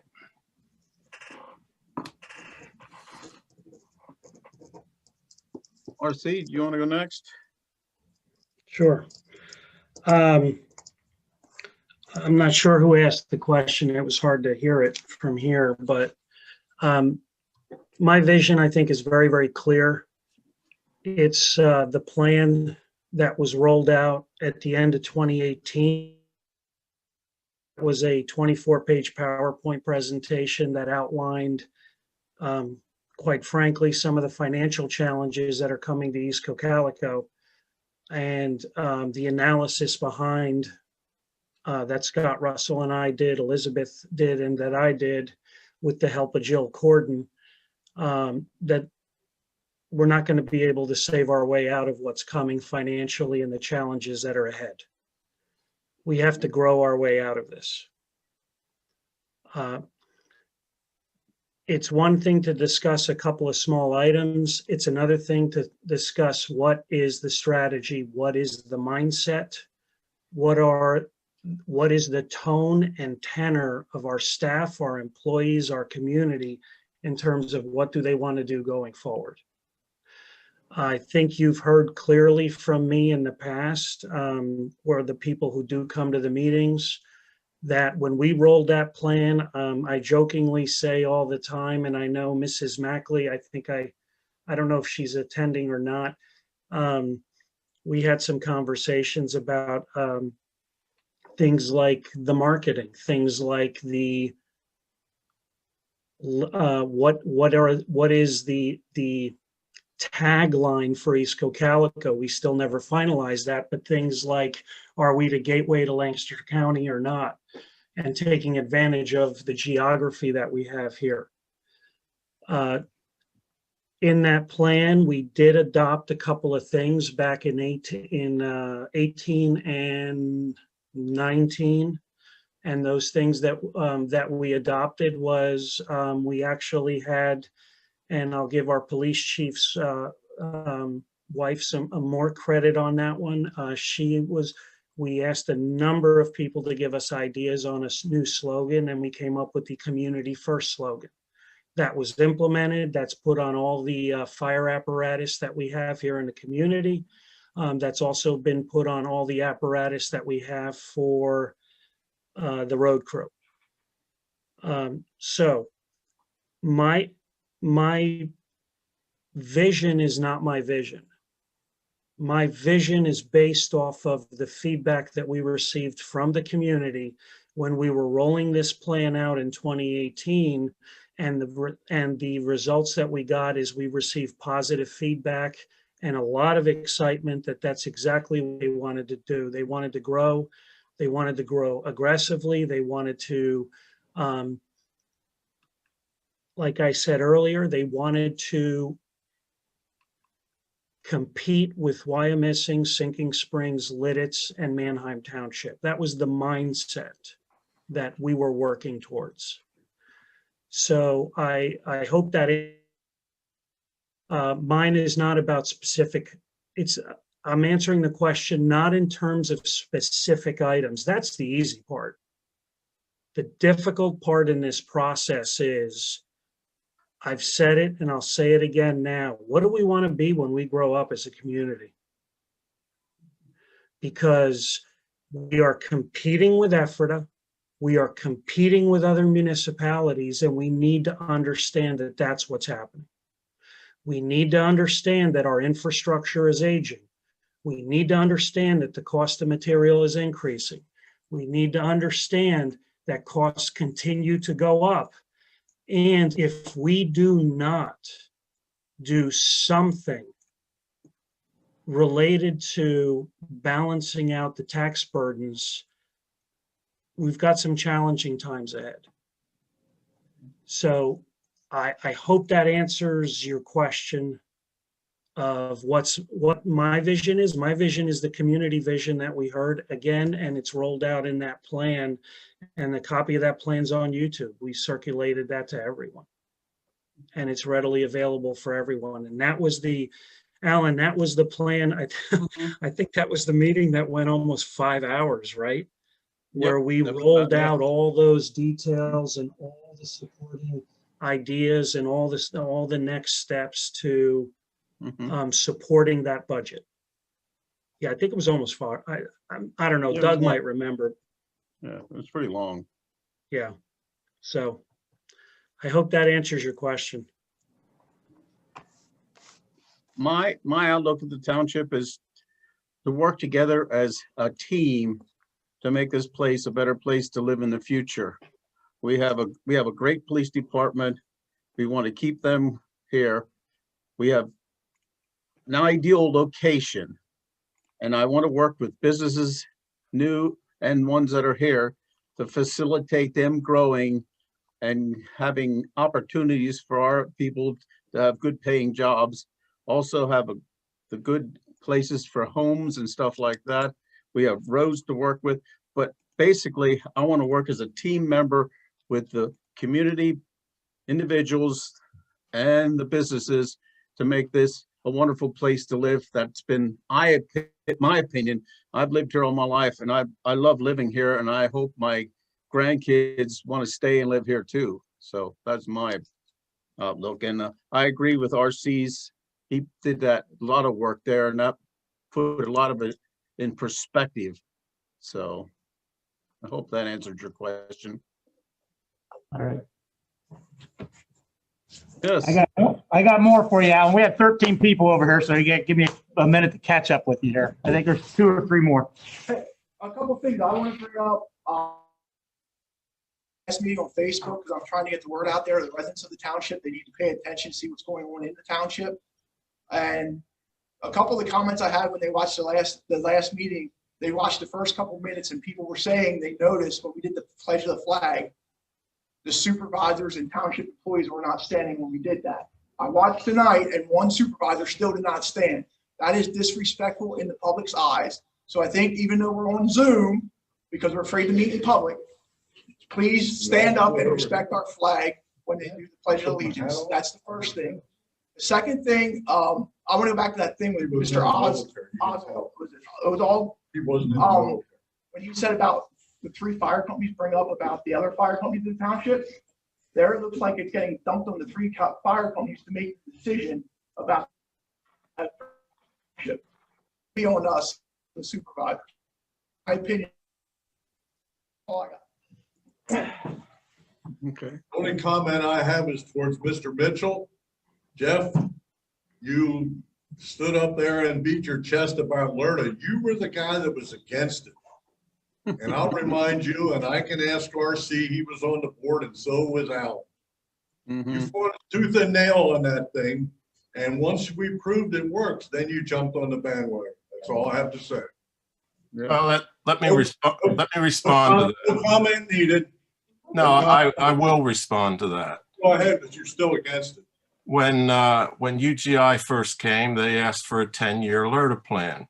And in the research that was done, there's no LERTA plan in Pennsylvania that is more than 10 years. They were asking for everything that they could get. You know, I heard many comments throughout the township that maybe that was too much, that something a little more reasonable would be in order.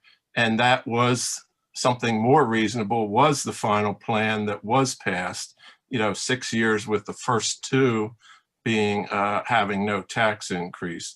So, you know, I think it wasn't so much that I was ever against it. It was just the fact that the people from this township really didn't get,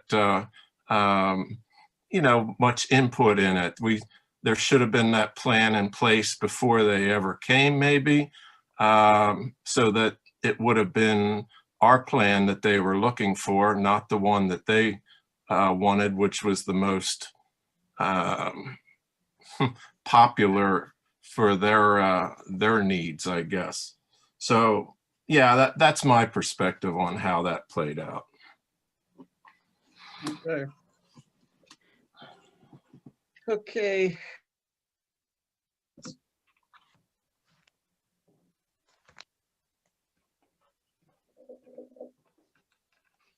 Okay, do I have a motion to adjourn the meeting? I'll make that motion, Alan. And I'll second it, Alan. All in favor, say aye. Aye. Aye.